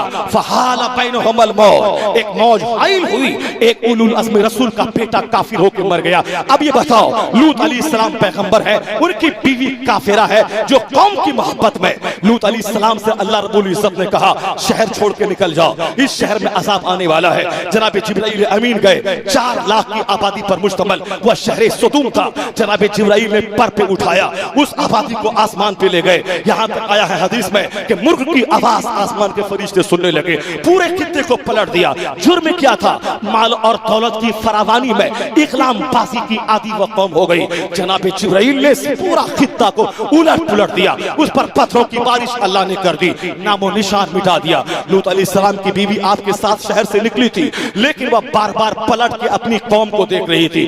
जब देखा कौम की तबाही की दास्तां, तो तबाही का मंजर वो देखी, वो पीटने लगी सीना, हाय मेरी कौम। इसी वजह से एक पैगंबर की बीवी पे एक पत्थर आया, वो भी उसे चकनाचूर कर गया, उसी जगह वो ढेर हो गई। एक नबी की बीवी अपनी कौम की मोहब्बत में, खबरदार, कौम की हमदर्दी अच्छी बात में, अपने इलाके की हमदर्दी अच्छी बात में, अपने मोहल्ले की हमदर्दी अच्छी बात में, तासुब में नहीं कि हमारा ये भाई है, हमारा वो भाई है। जिस तरह जाहिर काफिर बोलता है ये महाराष्ट्र हमारा है, मराठी मेरा भाई है, उत्तर प्रदेशी भैया यहाँ से भाग जाओ। मुल्क के अगर अपना भाई बदकारी करे, कभी भी अपने सूबे और वतन की वजह से हमदर्दी और मोहब्बत का इजहार न हो, ये हमारा भाई चाहे जुल्म करता रहे, ये हमारा भाई है। नहीं, हक बात में अपने भाई का साथ देना, और असबियत कहते हैं उसे, चाहे वह ना हक जुल्म ही क्यों न कर रहा हो, फिर भी उसका साथ दिया जाए। इस्लाम में उस असबियत को हराम करार दिया गया है कि हमारा भाई चाहे 1000 जुल्म करता रहे, हम उसकी ताईद और मदद करते रहे। ये असबियत, ये तासुब इस्लाम में हराम है, इसी को इस्लाम ने मिटाया है। मैं तुमसे कहता हूँ, एक पैगंबर की बीवी हाय मेरी कौम कही, कौम मेरी लूट गई, अजाब आ गया, एक पत्थर गिरा वो भी तबाह हो गई। पैगंबर की बीवी जब तबाह हो गई, उलुल अज़्म रसूल का बेटा जब तबाह हो गया, तो एक पीर का बेटा तबाह हो जाए तो इसमें तो चौंकने की क्या बात है? एक पीर का बेटा गुमराह हो जाए, चौंकने की क्या बात है? हर आदमी अमल का जिम्मेदार है। वो क्या बोल रहा था कि बेटा तो बच नहीं रहा होगा, घर के लोग बच नहीं रहे होंगे। नादान जाहिल की तरह बातें करता है, बदगुमानी करना हराम है। मेरे घर की बेटियां क्या कर रही है तुम क्या जानने गया? मेरे घर की बीवियां क्या कर रही तुमको क्या खबर? एक मोमिन को दूसरे मोमिन के ऐब पर पर्दा डालना चाहिए। जो यहाँ पर्दा डालेगा क़यामत के दिन अल्लाह उसके ऐब को छुपा देगा। लेकिन एक हराम को हलाल बनाने के लिए, एक हराम को हलाल बनाने के लिए वो एड़ी चूटी का जोर लगा रहा है। वो कहता है कि हर जगह सीसी कैमरा है, कैसे बच पाएंगे? और साहब घर में बच्चा मल्टीमीडिया मोबाइल चला रहा है, वह फोटो खींचता होगा। कैसी बदज़बानी की बातें कर रहा है। अगरचे ऐसा नहीं, उसको यह बात नहीं बोलनी चाहिए, लेकिन लेकिन मैं कहता हूं बिल फर्ज अगर मेरा बच्चा फोटो खींचे, बिल फर्ज मेरी बीवी फिल्म देखे, हमको उससे क्या मतलब है? क्या मतलब कानून बदल जाएगा क्या? तस्वीर खींचना हराम है, चाहे मैं खींचूं या मेरा बेटा खींचे या मेरी बीवी खींचे। यही फर्क है आला हजरत के बेटे में और दूसरे मौलवियों में कि दूसरा आदमी वक्त से समझौता करता है, मगर रजा का बेटा ताजुल शरिया बोलता है जो हराम था कल वो आज भी हराम है, कयामत तक हराम रहेगा।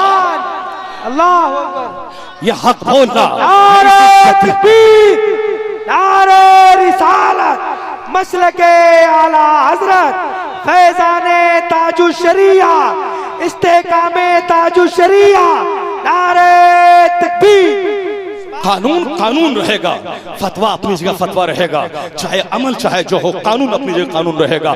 तब इस हक बोलना इसी खानदान को शोभा देता है। यहाँ कल आला हजरत ने समझौता नहीं किया और कल मुफ्ती आजम हिंद ने समझौता नहीं किया, और आज की तारीख में हिंदुस्तान के सारे लोग बयान दे रहे थे, यहाँ तक कि बिकाऊ मीडिया तलाक के ताल्लुक से, साहब खुला के ताल्लुक से, हलाला के ताल्लुक से, वो दिल्ली के कम पढ़े लिखे मौलवी को स्टूडियो में बोला कि उससे कहता बताइए औरतों पे जुल्म है कि नहीं, साहब तलाक देगा मर्द और साहब मुसीबत सहेगी औरत, यह जुल्म है कि नहीं है। उस सालिम को क्या खबर कि शरीयत किसे कहते हैं। वो बिकाऊ साहब मौलवी कम पढ़ा लिखा हो गया है, आई बाई शाये कर रहा है, मजहब इस्लाम की तौहीन कर रहा है, उसको तो एक जाना नहीं चाहिए। अगर गया था तो वसी मुताले के साथ जाता, लेकिन मीडिया वाले इस्लाम को बदनाम करने के लिए इसी तरह के बिकाऊ किस्म के लोगों को लाते हैं। कोई उत्तर प्रदेश का मोहसिन नाम का कोई दलाल हो, उसको अपनी पार्टी में रखता है ताकि उसको दलाल बना के रखा जाए। कोई नकवी नाम का आदमी हो, उसको दलाल बना के रखता है। कोई शहनवाज बिहार का हो, उसको दलाल बना के कुछ लोग रखते हैं। उसी से पूछते हैं हलाला क्या है, शरीयत क्या है। अब ये दलाल बोलता है हाँ हाँ ये औरतों पे जुल्म है,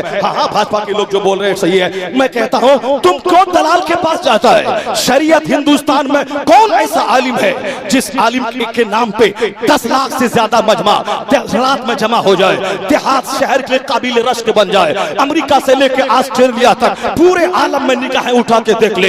इस कद का बड़ा आलिम के 10 करोड़ लोग जिनके हाथों पे हाथ देके जिनको अपना मुर्शिद माना हो, और ऐसा नाम है कि अमेरिका चले जाए आदमी की किल्लत है उनके नाम पे आदमी का सैलाब आ जाए, वो ऑस्ट्रेलिया चले जाए जहां आबादी कम है उनके नाम पे आदमी का सैलाब आ जाए, हिंदुस्तान में गोवा जैसा छोटा मुल्क जहाँ की आबादी मुसलमानों की कम है वहां चले जाए, वहां कई लाख का मजमा जमा हो जाए, वह नाम जो करोड़ों दिलों की धड़कन है, उस कद का आलिम पूरी दुनिया में अगर कोई है उसी का नाम अख्तर रजा का अजहरी ताजुल शरिया है। तो दिल्ली के मौलवी के पास इस्लाम सीखने जाता है, इन दलाल नेता के पास मीडिया वाला जाता है। तुम बरेली क्यों नहीं आता? ताजुल शरिया से क्यों नहीं पूछता? तुमने दूसरी जगहों पे गया, इसीलिए हिंदुस्तान के लोगों का दिमाग तुमने खाया। अगर बरेली आ गए होते ताजुल शरिया के पास हलाला और तलाक को समझते, ये सारा फितना 1 घंटे में खत्म हो जाता और तुम्हें भी इस्लाम समझ में आ जाता। हिंदुस्तान को लोग फितने से महफूज हो। नारे तकबीर, नारे रिसालत, मसलके आला हजरत, जश्न दस्तारे फजीलत, दारुल उलूम मजहरे इस्लाम। जिसने मजहब का काम किया है, दूसरे लोग नेताओं के पास जाने में फख्र महसूस करते हैं, नेता का झोला ढोने में, चाहे वह मेरा बाप हो या मेरा बच्चा हो उससे कोई बहस नहीं, चाहे मेरा मुर्शिद ज़्यादा हो या कोई भी हो, वो नेताओं के पीछे जाके झोला ढोने में वह फख्र महसूस करता है। अपनी पहचान आप बना, क्यों नेतागिरी कर रहा है? अपने बच्चे को डीएम बना, अपने बच्चे को एसपी बना, अपने बच्चे को बैंक मैनेजर बना, अपने बच्चे को ब्लॉक डेवलपमेंट ऑफिसर बना। जो तेरे बस में है, तेरे बस में है मजदूरी करके रखाना, तेरे बस में किराए के मकान में रहना, मकान मत बना, गाड़ी मत खरीद। अपने बच्चे को टैलेंटेड पाकर उस बच्चे को बैंक मैनेजर बना दे ताकि तेरी नुमाइंदगी बैंक में हो जाए, तेरा बच्चा ब्लॉक डेवलपमेंट ऑफिसर हो जाए, तेरी नुमाइंदगी ब्लॉक में हो जाए, तेरा बच्चा मोटा ताजा वह आर्मी में चला जाए। अरे कितने को छांटेगा? काबिलियत को छांट नहीं पाएगा। हाँ हाँ मुतासिब आदमी वहां बैठा है, वो अपने हिसाब से 10 को छांटेगा, 11वें को नहीं छांट पाएगा। जब काबिलियत का मुकाबला हो रहा है तो ऐसा काबिल बच्चा पैदा कर दे ताकि वो जो छांटना चाहता है वो भी अपनी कंपनी की जरूरत उसको समझने लगे। क्या मतलब पैसा लेकर किसी सालिम को कश्मीर की सरहद पे भेजा जाएगा क्या? जो बुज़दिल हो, निकम्मा हो और जो कामचोर हो और जो कमजोर और बीमार हो उसको भेजा जाएगा क्या? अपना दबंग बेटा सामने पेश कर ताकि कश्मीर की सरहद पे मेरा बच्चा रहे, ताकि साहब बांग्लादेश मेरा बच्चा रहे, ताकि ये झोला छाप लुच्चा किस्म के आदमी ये हमको गद्दारी वतन का लेबल हम पे न लगा सके। मेरा हिंदुस्तान हिंदुस्तान, हिंदुस्तान के जर्रे जर्रे से हमको प्यार, यही मेरे बुजुर्गों ने सिखाया है। मैं तुमसे कहना चाहता हूँ, ये हमारा नेता है, आज यहाँ से चला गया पेरिस, वहां से लौटने के बाद क्या बोलता है? वह बोलता है कि मैं हिंदुस्तान को पेरिस बना दूंगा। बिहार का सीएम जाता है जापान, वहां से लौटने के बाद बोलता है कि मैं बिहार को टोक्यो बना दूंगा। गोवा का सीएम गया था कुछ दिन पहले सिंगापुर, वहां से लौटने के बाद क्या बोलता है? मैं गोवा को सिंगापुर बना दूंगा। यानी मेरा नेता ये अमेरिका घूम के आए तो भारत को अमेरिका के सामने गिरा देता है, कहता है कि हिंदुस्तान अमेरिका के मुकाबले में कमजोर है, जापान के मुकाबले में कमजोर है, सिंगापुर के मुकाबले में कमजोर है। क्या वो क्या कहना चाहता है कि अमेरिका हिंदुस्तान से अच्छा है, पेरिस हिंदुस्तान से अच्छा है, जापान हिंदुस्तान से अच्छा है। फिर भी वह हो गया पक्का देशभक्त, हिंदुस्तान का वफादार, जो हिंदुस्तान को अमेरिका के सामने नीचा दिखला दे, जो जापान को हिंदुस्तान को जापान के सामने गिरा दे, ये पक्का देशभक्त हो गया। और हमारा बच्चा बच्चा क्या बोलता है? अमेरिका से अच्छा हिंदुस्तान हमारा, चाइना से अच्छा हिंदुस्तान हमारा, सिंगापुर से अच्छा हिंदुस्तान हमारा, जापान से अच्छा हिंदुस्तान हमारा, ऑस्ट्रेलिया से अच्छा हिंदुस्तान हमारा, दुबई से अच्छा हिंदुस्तान हमारा, श्रीलंका से अच्छा हिंदुस्तान हमारा, यानी सारे जहां से अच्छा हिंदुस्तान हमारा। हम बुलबुले हैं इसकी, ये गुलसिता हमारा। मेरा बच्चा बच्चा ये नारा लगाए, फिर भी हम गद्दारी वतन हो गए, फिर भी हम देश से हमको मोहब्बत नहीं है। और जहाँ कोई ना बोले साहब सारे जहां से मुराद मदीना और मक्का है, ऐसा नहीं। इसीलिए तो मैंने अमेरिका यूरोप का नाम लिया। अमेरिका से अच्छा, यूरोप से अच्छा, चाइना से अच्छा, ऑस्ट्रेलिया से अच्छा, यानी सारे जहां से अच्छा हिंदुस्तान हमारा। मक्का मदीना से अच्छा हिंदुस्तान क्या होगा? मदीना वो जगह है जहां मुस्तफा आराम कर रहे हैं। सरकार के जसद अतहर से जो मिट्टी लगी है, वो मिट्टी तो खाने काबा से भी अफजल है, वह मिट्टी अर्श मुअल्ला से भी अफजल है। इसलिए जहां इस तरह की बातें की जाएं, उससे मुराद ये ममालिक होंगे, उसके मुकाबले में हिंदुस्तान की बेहतरी बयान की जाएगी। यानी सोच लोगों की टेढ़ी हो गई। हम देश के लिए जान दें, हम देश में अंग्रेजों को भगाएं, हम अपना खून बहाएं, मगर फिर भी हम गद्दार हो गए। ऐसे माहौल में टंके की चोट पे हल्ला गुल्ला करने से काम नहीं चलेगा। ऐसे माहौल में अखबार पढ़ के तबसरा करने से काम नहीं चलेगा। ऐसे माहौल में बकवास नहीं करनी पड़ेगी। ऐसे माहौल में संजीदगी से काम लेना होगा। पॉलिटिक्स में रहे चंद लोग, अच्छे दबंग और काबिल किस्म के लोग, जो सियासत कौम की रहनुमाई की खातिर करे। बाकी जनरल मुसलमान वह सिर्फ वोट देना चाहे वह वोट दे दे, लेकिन वह अपने इस काम में लग जाए, अपने बेटे को पढ़ा के यानी वो काम करवाए जो हर डिपार्टमेंट में उसका बच्चा चला जाए। डीएम बने, एसपी बने, दारोगा बने, ब्लॉक डेवलपमेंट ऑफिसर बने, बैंक मैनेजर बने, स्कूल का टीचर बने, हर डिपार्टमेंट में मेरे बच्चे चले जाए। इस कदर काबिल अफराद पैदा किए जाए ताकि हर डिपार्टमेंट मेरी नुमाइंदगी हो। जब नुमाइंदगी हमारी होगी तो मुल्क हमारा होगा, हमारी बात रहेगी, हमारी बात रहेगी। और ये मेरे नेता 5 साल के आएंगे और जाएंगे, लेकिन ऑफिसों और दफ्तरों में हम रहेंगे। जो काम करना है वो काम तो करते नहीं, चेहरा लटका के बैठ गए। ये दैनिक भास्कर है, ये साफ द टाइम्स ऑफ इंडिया है, ये कौमी तंजीम है, ये अवामी न्यूज है, ये साफ अखबार मशरिक है। तबसरा हो रहा है, मस्जिदों में बैठ के ऐसा हो गया, गली कुचे में बैठ के ऐसा हो गया, हुकूमत बदल गई। लगता है कि दुनिया में पहली बार हुकूमत बदल गई है, लगता है कि दुनिया में पहली बार कोई पंडित जी आ गया है, लगता है कि दुनिया में पहली बार ऐसा हो रहा है। ए मेरे भाई, तुम भी काफिरों की तरह सोचने लगे कि मेरे मन के खिलाफ ऐसा काम क्यों हो गया, हमारी तबीयत के खिलाफ ऐसा क्यों हो गया। ये काफिरों की सोच है जो अपने अपने हिसाब से, वह दुनियादाराना हिसाब से दुनिया के मैटर को सोचता है।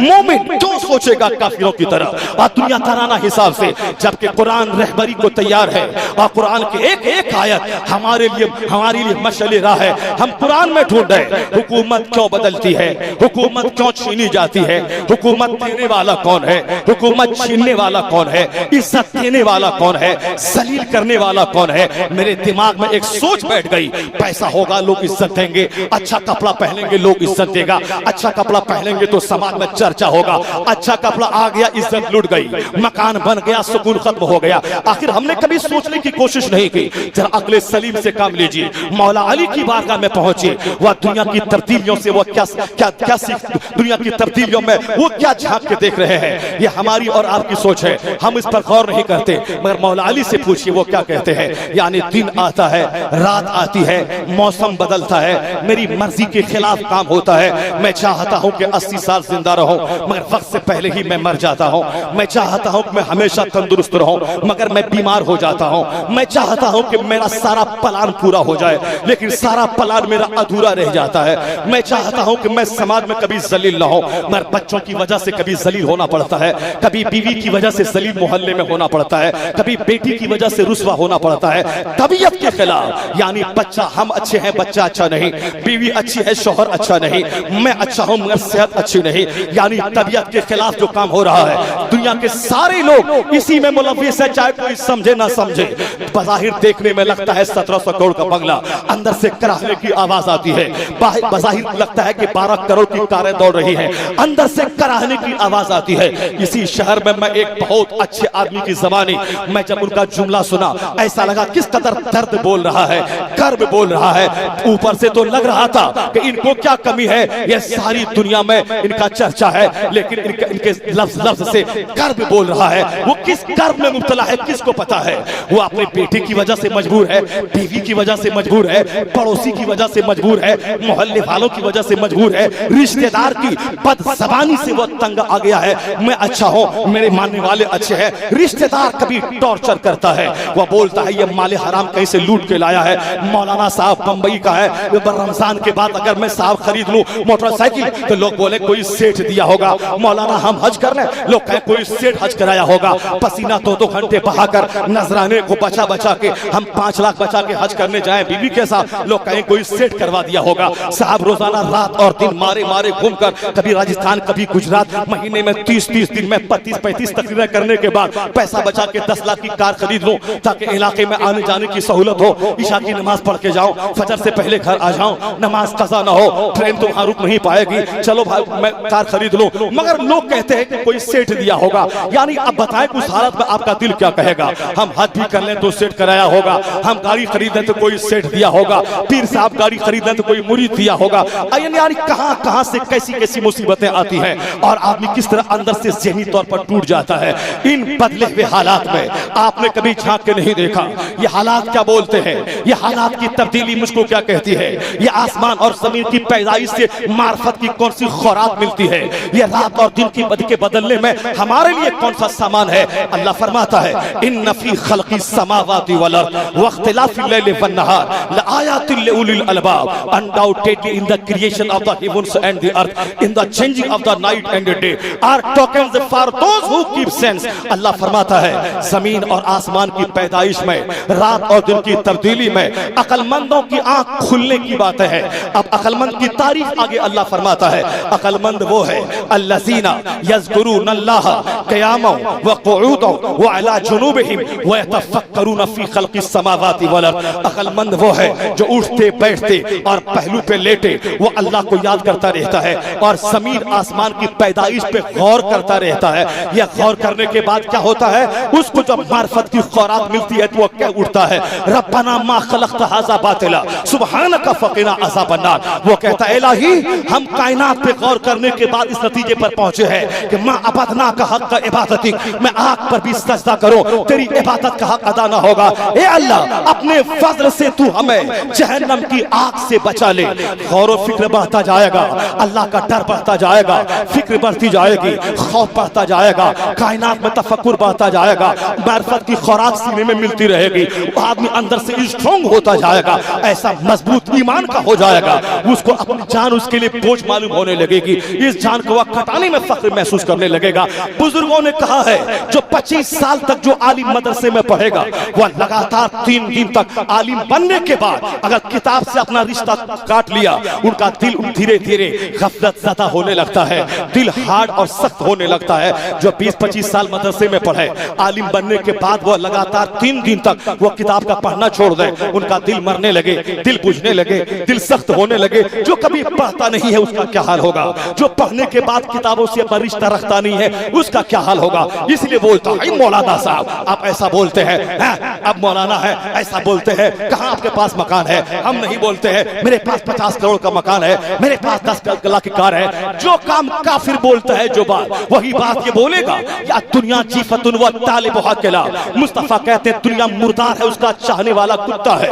मुस्तफा फरमाते हैं दुनिया सिजनुल मोमिन व जन्नतुल काफिर, यह दुनिया मोमिन के लिए कैद खाना है, काफिर के लिए जन्नत है। मुस्तफा फरमाते हैं बाज लोग मालदार है वह गरीब हो जाए तो काफिर हो जाए, बाज लोग गरीब है वह मालदार हो जाए तो काफिर हो जाए। किसी के हक में मालदारी बेहतर है, किसी के हक में गुर्बत बेहतर है। हुजूर फरमाते है तुम अपने बीमारों को जैसे पानी से बचाते हो कि पानी के पास मेरा बच्चा गया तो नज़ला हो जाएगा, जुकाम हो जाएगा, बुखार हो जाएगा, तो सरकार दो जहां फरमाते हैं अल्लाह अपने नेक लोगों को दुनिया से ऐसे ही बचाता है जैसे तुम अपने बीमार को पानी से बचाते हो। और ये सूखा मौलवी बोलता है कि हाँ क्या हुआ, इनके पास करोड़ों का मकान है, इस झगड़े से क्या हुआ, वो तो लखनऊ में ढेरी मकान बना लिया, 2-4 बंगला बना लिया, उनके पास 10 कारें आ गई, ये लड़ने से क्या हुआ, उनके पास तो बड़ा बड़ा सेठ है। मैं कहता हूं कितना सेठ है तुम्हारे पीर के पास। आसाराम 400 से ज्यादा हिंदुस्तान के शहरों में आश्रम बनाया था, करोड़पति नहीं खरबपति वो था।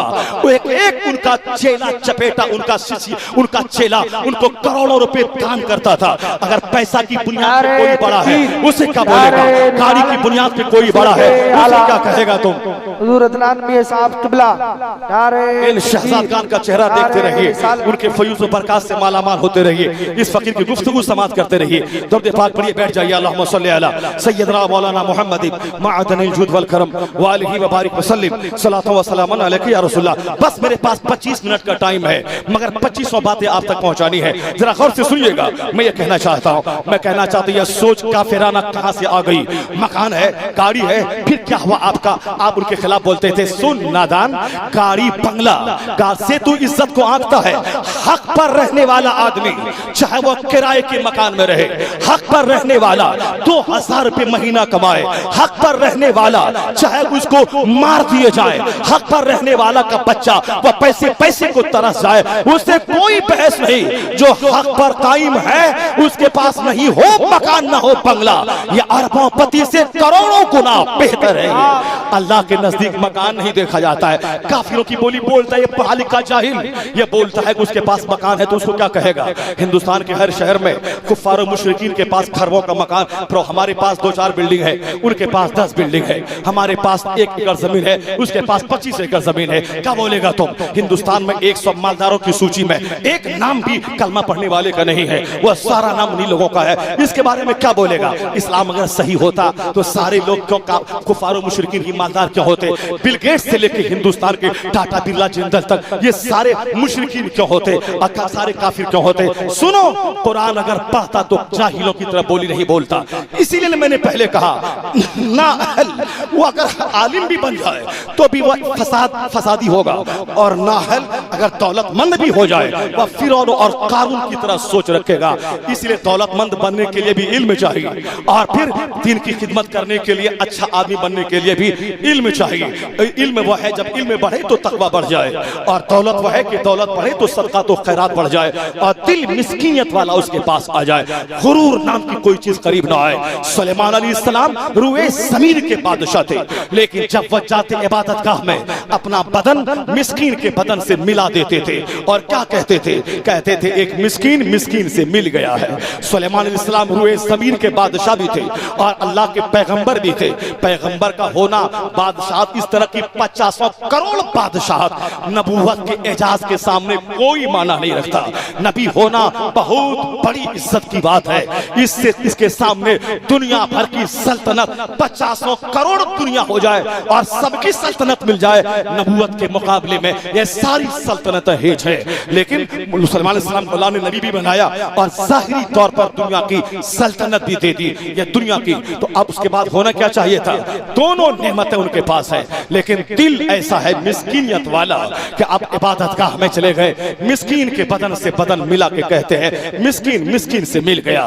सुलेमान अलैहिस्सलाम के भी पैगंबर, सारे पैगंबरों के पैगंबर, अकरमुल अव्वलीन वल आखिरीन मुस्तफा, अफजलुल अव्वलीन वल आखिरीन मुस्तफा, कायनात में सबसे अनोखे निराले मुस्तफा, महबूबे परवरदिगार मुस्तफा, वह सरकार जिनके सामने अल्लाह ने यह तजवीज रखी कि हुजूर मेरे हबीब तुम चाहो मैं अरब के रेगिस्तान को मैं तेरे लिए सोना बना दूं।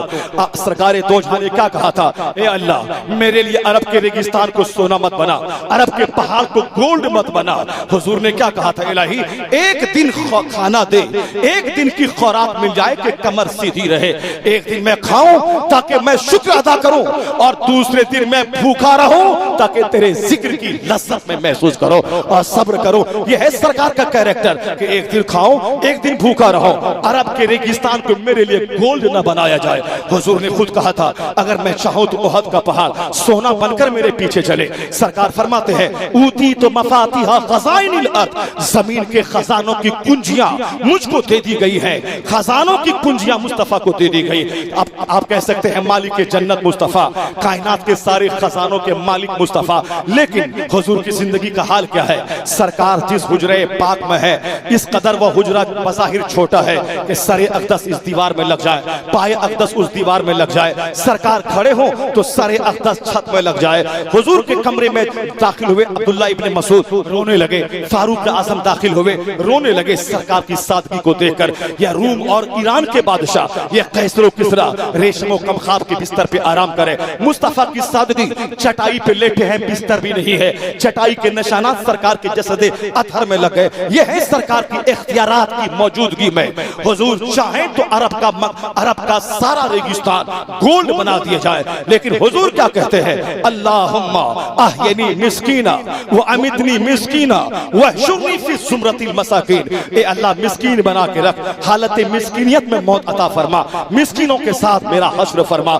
यह है सरकार दो जहां की फिक्र, और यही फिक्र अपने गुलामों को देना चाहते हैं। मगर 10-20 साल पढ़ने के बाद भी यह मगरूर नाअहल बोलता है, हक और ना हक नहीं देखता है। मैं हक पर हूं या ये हक पर है, मैं गलती पर हूं या ये गलती पर है। नहीं नहीं, वो कहता अगर वो गलती पे होता तो मकान उसके पास है, गाड़ी उसके पास है। उस नाअहल के चेहरे को देखकर हंसने को भी जी चाहता है, उसकी जहालत पे मातम करने को भी जी चाहता है। जो फिक्र काफिरों की है, जो मकान दुकान से वह दूसरे को आजमाता है, यही फिक्र कहां से आ गई इस मुसलमान के पास? जाहिर सी बात है, जो दूसरों के लिए तकरीर करेगा उसकी अपनी सोच इस्लामी कहां होगी?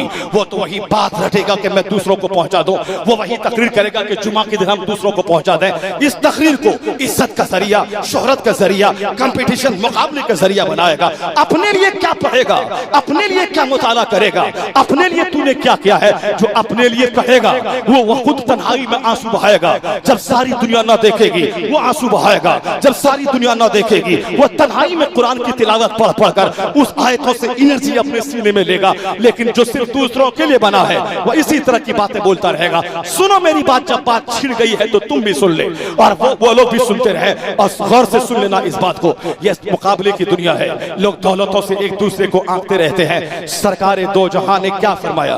दुनिया जीफा या बुरदार है, उसका चाहने वाला कुत्ता है।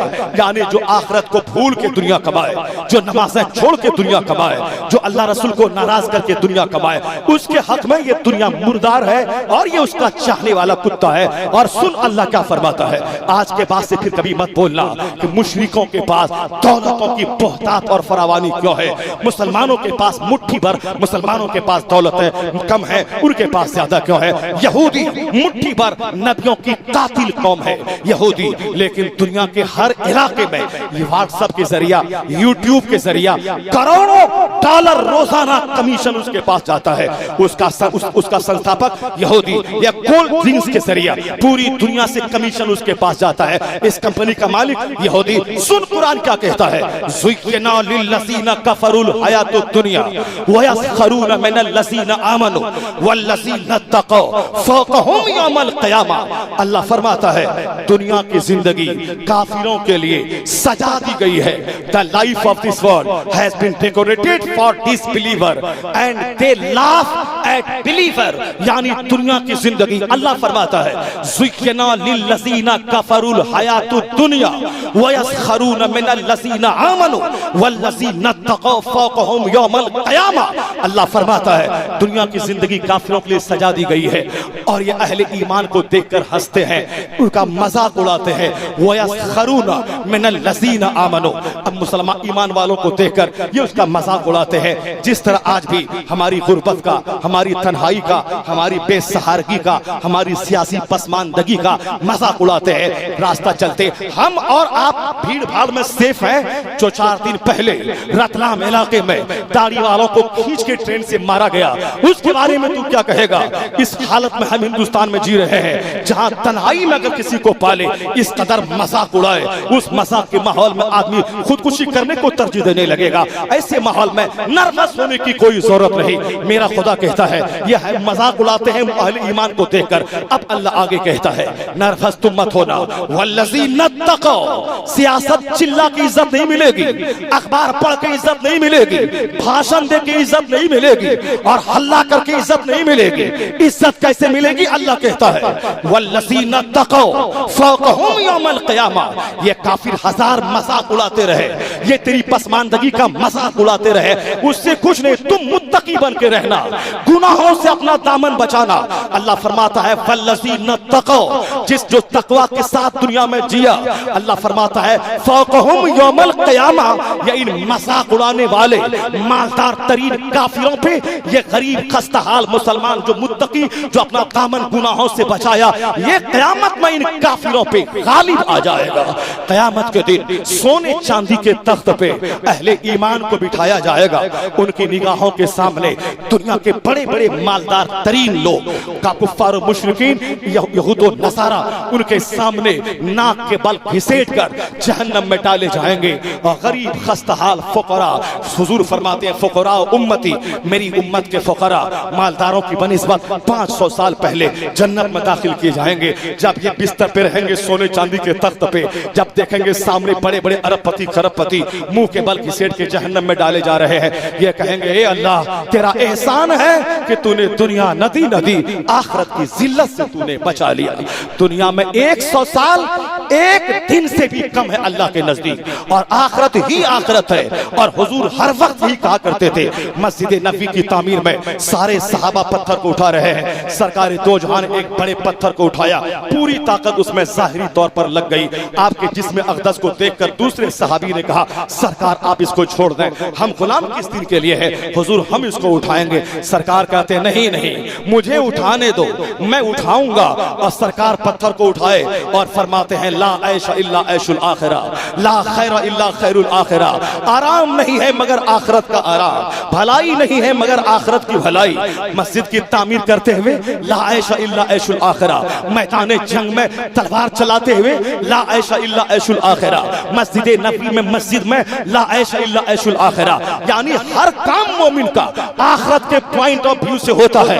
असल इज्जत वहां की, असल जिल्लत वहां की, असल इस आराम वहां का। सरकार ने बार बार इसी को बावर कराने की कोशिश की, और हम लोग दुनिया की तकलीफों से घबरा के अपने ही मजहब के बारे में कंफ्यूजन के शिकार हो गए। और सुन आ गई, कुरान में एक सूरत है सूरह ज़ुखरुफ। ज़ुखरुफ का माना होता है डेकोरेशंस, यानी आराइश और सजावट। जिस तरह आप किसी के घर में दाखिल हो जाए, वो सोफा कितने का है? इटली का है 10 लाख का। ये फर्नीचर कितने का है? 10-15 लाख का। ये दरवाजा कितने का है? 10 लाख का। यानी किसी को 10,000 रुपए का सोफा मुयस्सर नहीं है, किसी के पास 10 लाख का सोफा है। वो 10 लाख वाला अगर अपने से बड़े मालदार के घर चला गया और वहां 25 लाख का सोफा देख लिया, अब ये 10 लाख का सोफा ये गरीब का सोफा हो गया।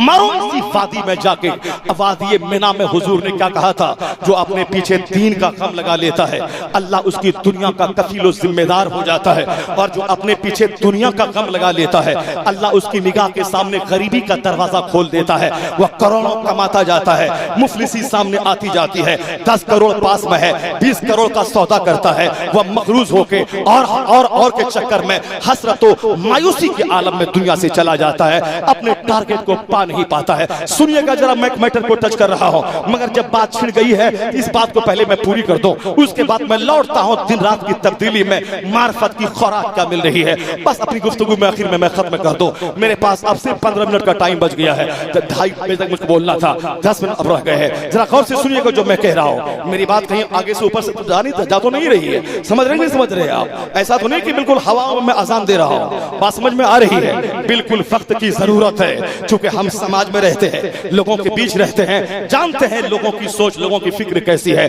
दौलत का नशा मुसलमानों को अंदर से ऐसा बिगाड़ दिया है, इसकी सोच भी बिल्कुल हिंदुआना काफिराना होती जा रही है।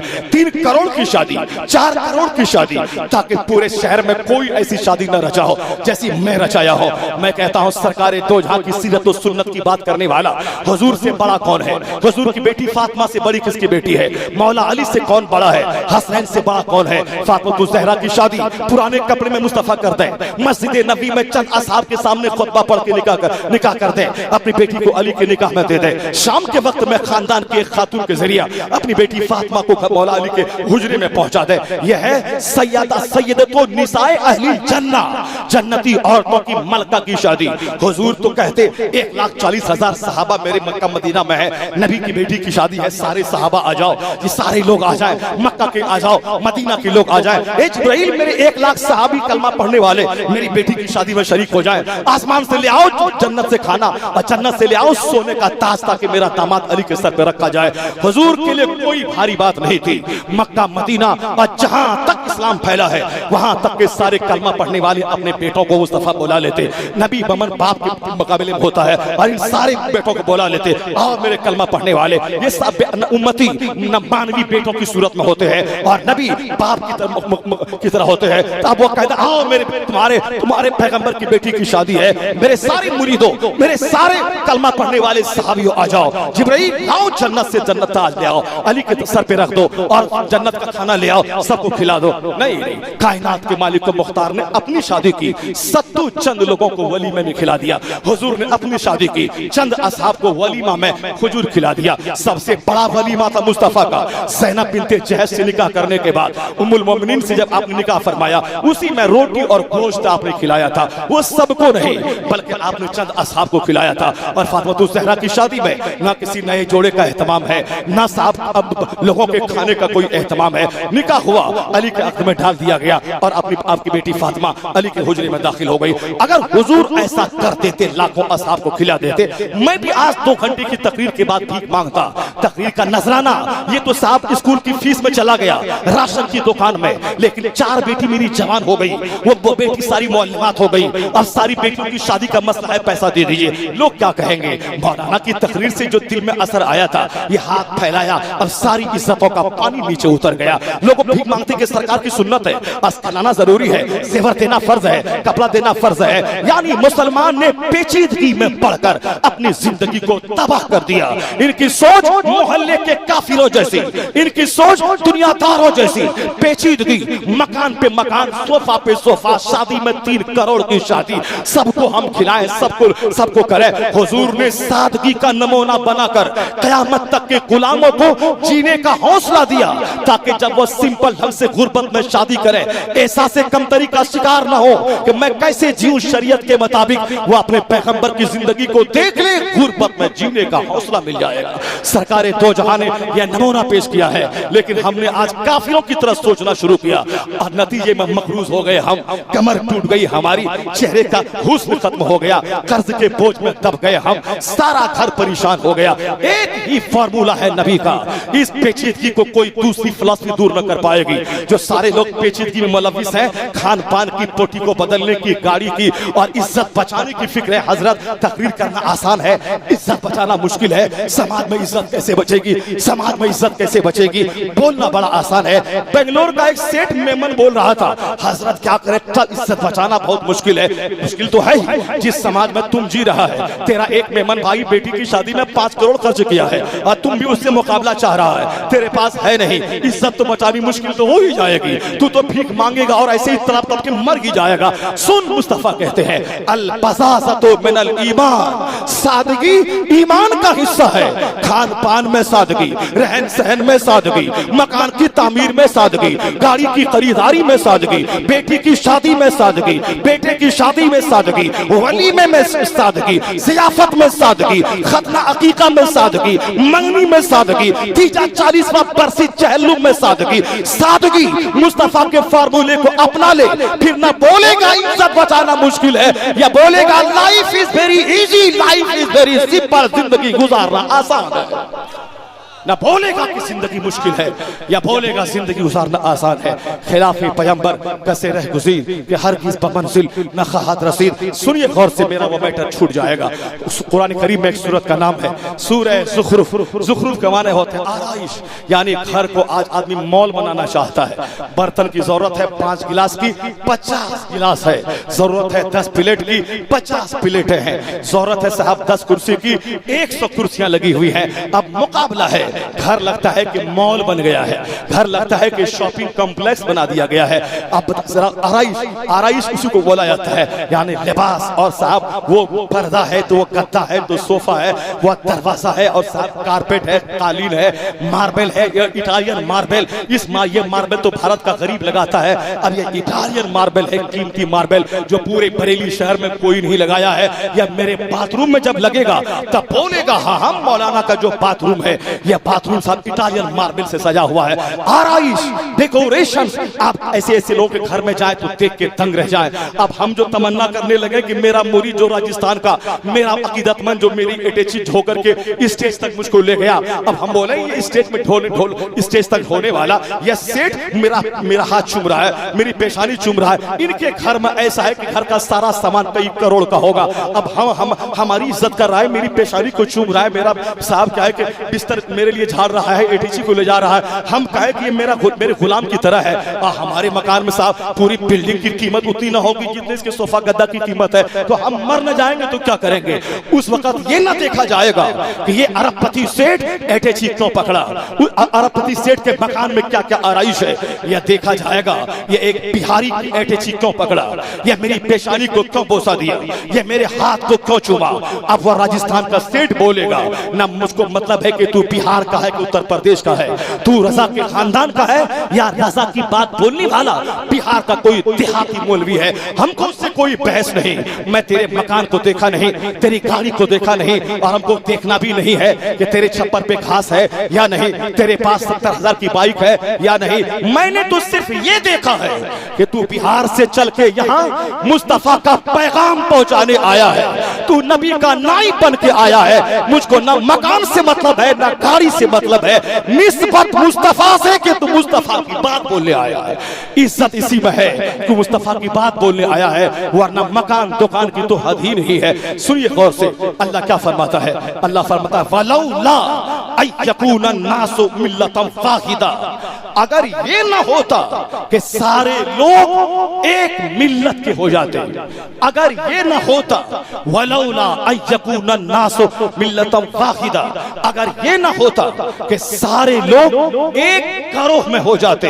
अल्लाह फरमाता है ला जअलना ले बुयूतिहिम ले मैं यकफुरु बिर्रहमान सुक़ुफम मिन फित्ततिन व मआरिज अलैहा यज़हरून। अल्लाह फरमाता है अगर ये न होता कि सारे लोग काफिर हो जाते तो हम रहमान के मुनकिरों के लिए उनके मकान की छतें, उनके मकान की सीढ़ियां हम चांदी की बना देते, और जिस सीढ़ियों पे वो काफिर चढ़ के छत पे जाते, सुक़ुफम मिन फित्ततिन व मआरिज अलैहा यज़हरून। अगर ये न होता उनकी ठाट बाट, शानो शौकत, दौलत चाहो हशमत, मकान की सजावट को देखकर सारे लोग काफिर न हो जाते, अगर ये न होता तो हम तमाम काफिरों को सोने की छतें, सोने की सीढ़ियां, चांदी की छतें, चांदी की सीढ़ियां बना देते जिस पर वो चढ़ते। और आगे अल्लाह फरमाता है वाले अबवाब सुरूरुम व अबवाब, यानी उसके मकान के दरवाजे,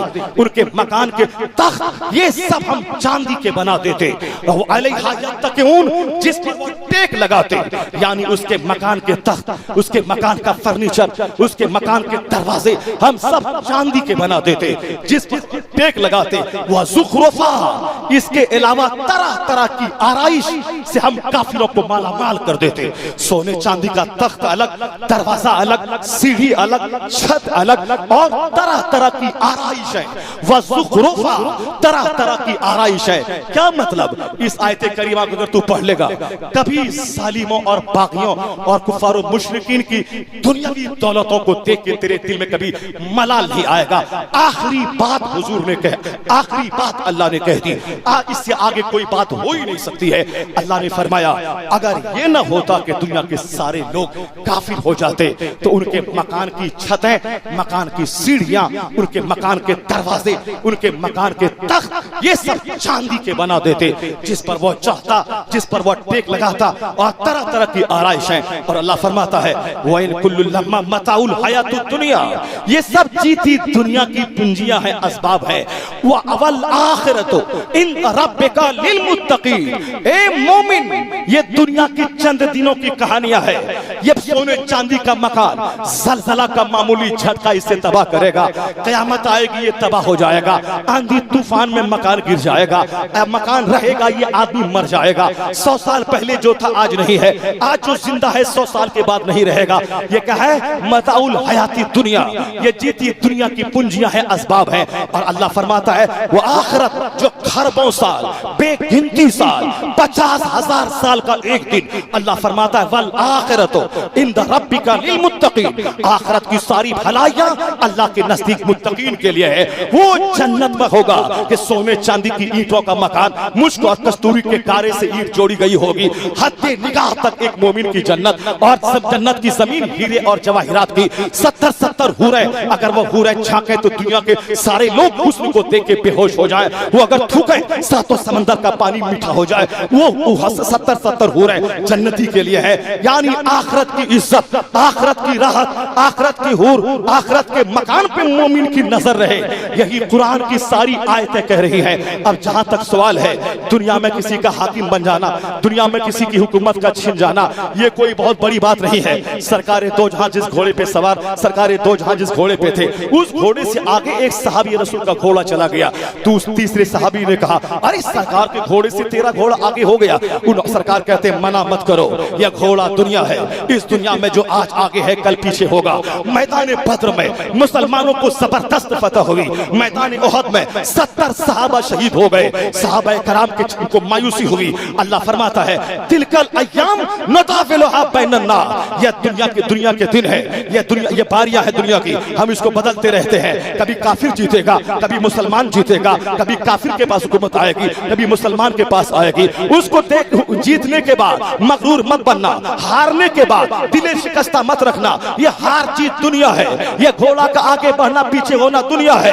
कोई आज मालदार है कल गरीब होगा, कल जो गरीब था वो आज मालदार होगा। तो बादशाहत के मिलने पर मगरूर मत होना, बादशाहत के छूटने पर दिले शिकस्ता मत होना, बल्कि कोई भी आए हुकूमत पे, हुकूमत करे, उससे कोई बहस नहीं। कुलिल्लाहुम्मा मालिकल मुल्क तुतिल मुल्क मन तशा व तंज़िउल मुल्क मिम्मन तशा व तुइस्सु मन तशा व तुज़िल्लु मन तशा बियदिकल खैर इन्नका अला कुल्लि शैइन कदीर। अल्लाह फरमाता है सारे बादशाहों का बादशाह है वो खुदा, जिसे चाहता है हुकूमत देता है, जिससे चाहता है छीन लेता है, जिसे चाहता है इज्जत देता है, जिसे चाहता है जलील करता है। हुकूमत देने वाला अल्लाह, हुकूमत छीनने वाला अल्लाह, हुकूमत जलील करने वाला अल्लाह, इज्जत देने वाला अल्लाह। मजदूर का बच्चा था नमरूद, अल्लाह ने दुनिया भर का बादशाह बना दिया, लेकिन जब वो उनका पाप उनका हद से सिवा हुआ, जब उनका जुर्म हद चरम सीमा को पहुंच गया, जब वह लोगों से अपनी पूजा करवाने लगा, अल्लाह ने मामूली मच्छर से उस दुनिया भर के बादशाह को तबाह बर्बाद कर दिया। फिरौन मजदूर का बच्चा था, अल्लाह ने मिस्र का बादशाह बनाया।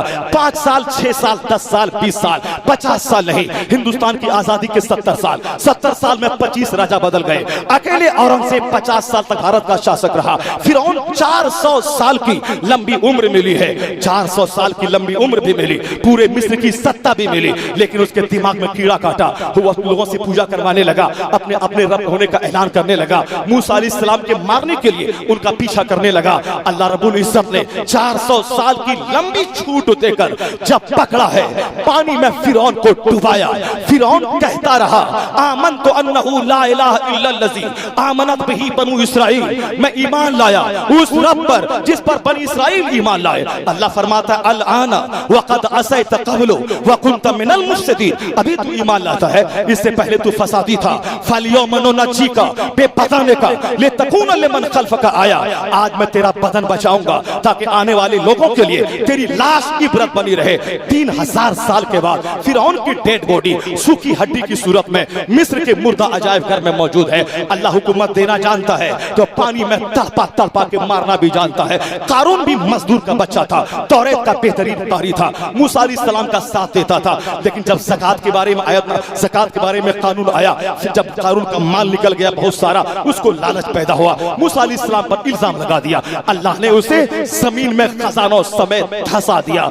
मजदूर का बच्चा दौलतमंद बना था, 40 आदमी मिलकर भी उसके खजाने को उठा न सकता था। उसे तो मूसा अलैहिस्सलाम का तलवार धो के चाट पीना चाहिए, उसे तो मूसा अलैहिस्सलाम का साथ देना चाहिए। लेकिन नहीं, दौलत कहाँ होश ठिकाने लगने देती है। हमारे बुजुर्गों ने क्यों दौलतों को पानी में फेंका है।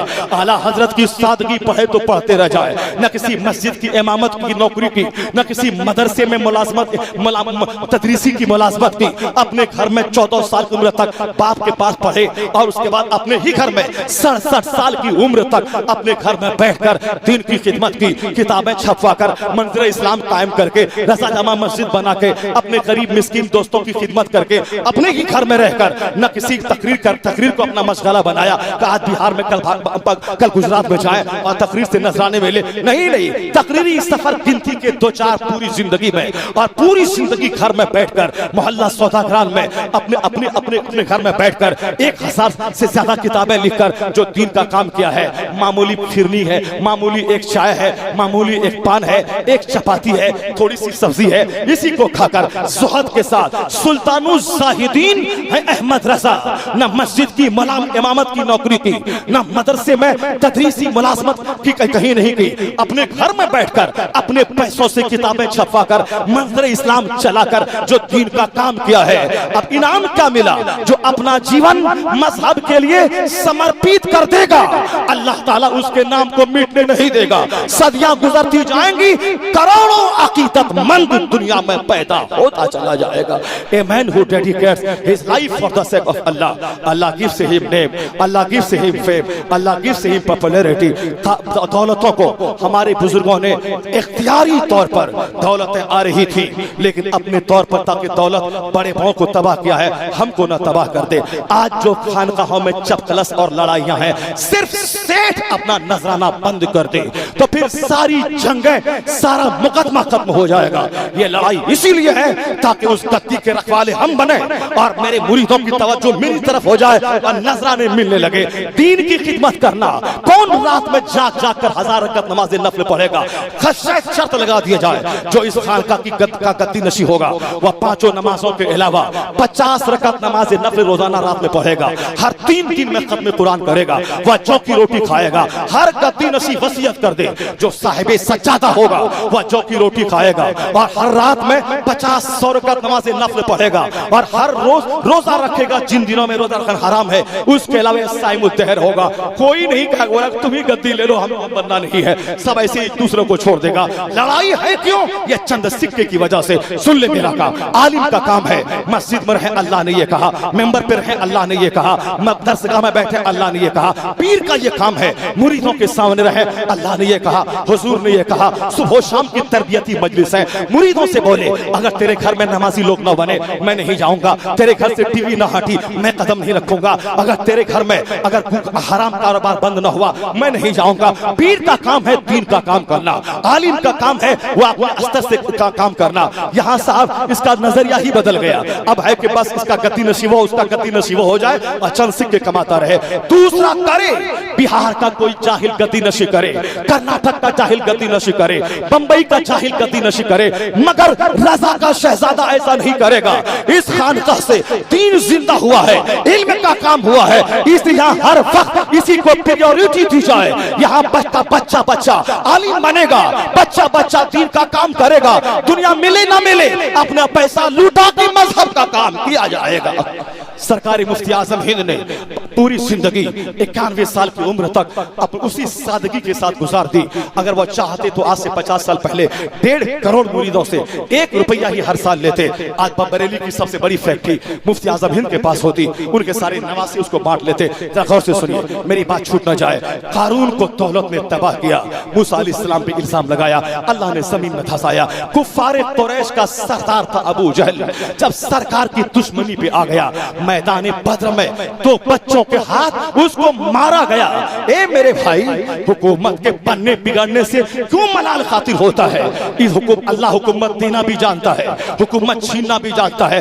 जिस अल्लाह ने कल नमरूद को मारा, फिरौन को मारा, कारून को मत हंसाया, अबू जहल को मारा, वही अल्लाह जो कल था वो आज भी है, वो हमेशा से है।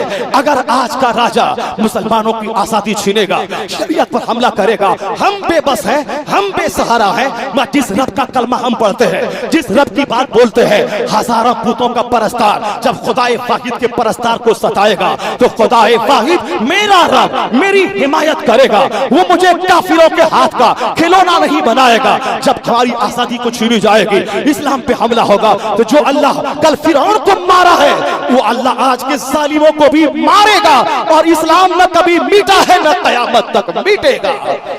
जो लोग इस्लाम के दबाने की बात कर रहे हैं कि 2025 तक हम मुसलमानों को दूसरे मजहब में कन्वर्ट कर देंगे, कान खोल के सुन लें। अपनी इस्लामी शरीयत को अपने घर में नाफिज करें। ऐसा हो कि शरीयत का झंडा लेके हम शरीयत बचाएंगे। घर में बेटी जींस पहन रही है, घर में बेटा जोकर की तरह बाल रख रहा है, घर में अकीका खतना काफिरों की तरह हो रहा है, सारा काम मुशरिकों की तरह हो रहा है। वो क्या शरीयत बचाएगा? वो तो झंडा लेके निकलेगा शहर में और दूसरे दिन अखबार में अपना फोटो खोजेगा। ऐसा कमजोर सर्फ का नेता जो फोटो खोजेगा कि हमने कल जुलूस निकाला है, फोटो निकला है कि नहीं निकला है, उसका एक एक कदम मफाद से भरा हुआ, वो इस्लाम का क्या काम करेगा? जब पता चले शरीयत पे हमला हुआ है, मिटाने की बात हो रही है, जुलूस निकालना बाद में, तहफ़्फ़ुज़े शरीयत कॉन्फ्रेंस करना बाद में, पहला काम यही है कि सच्ची तौबा करके अल्लाह के हुजूर सजदा करके कहना, ए अल्लाह, मेरे बाल बच्चों का, मेरे घर बार का सारा कल्चर एंटी इस्लामिक है, इसीलिए काफिरों को हौसला मिला है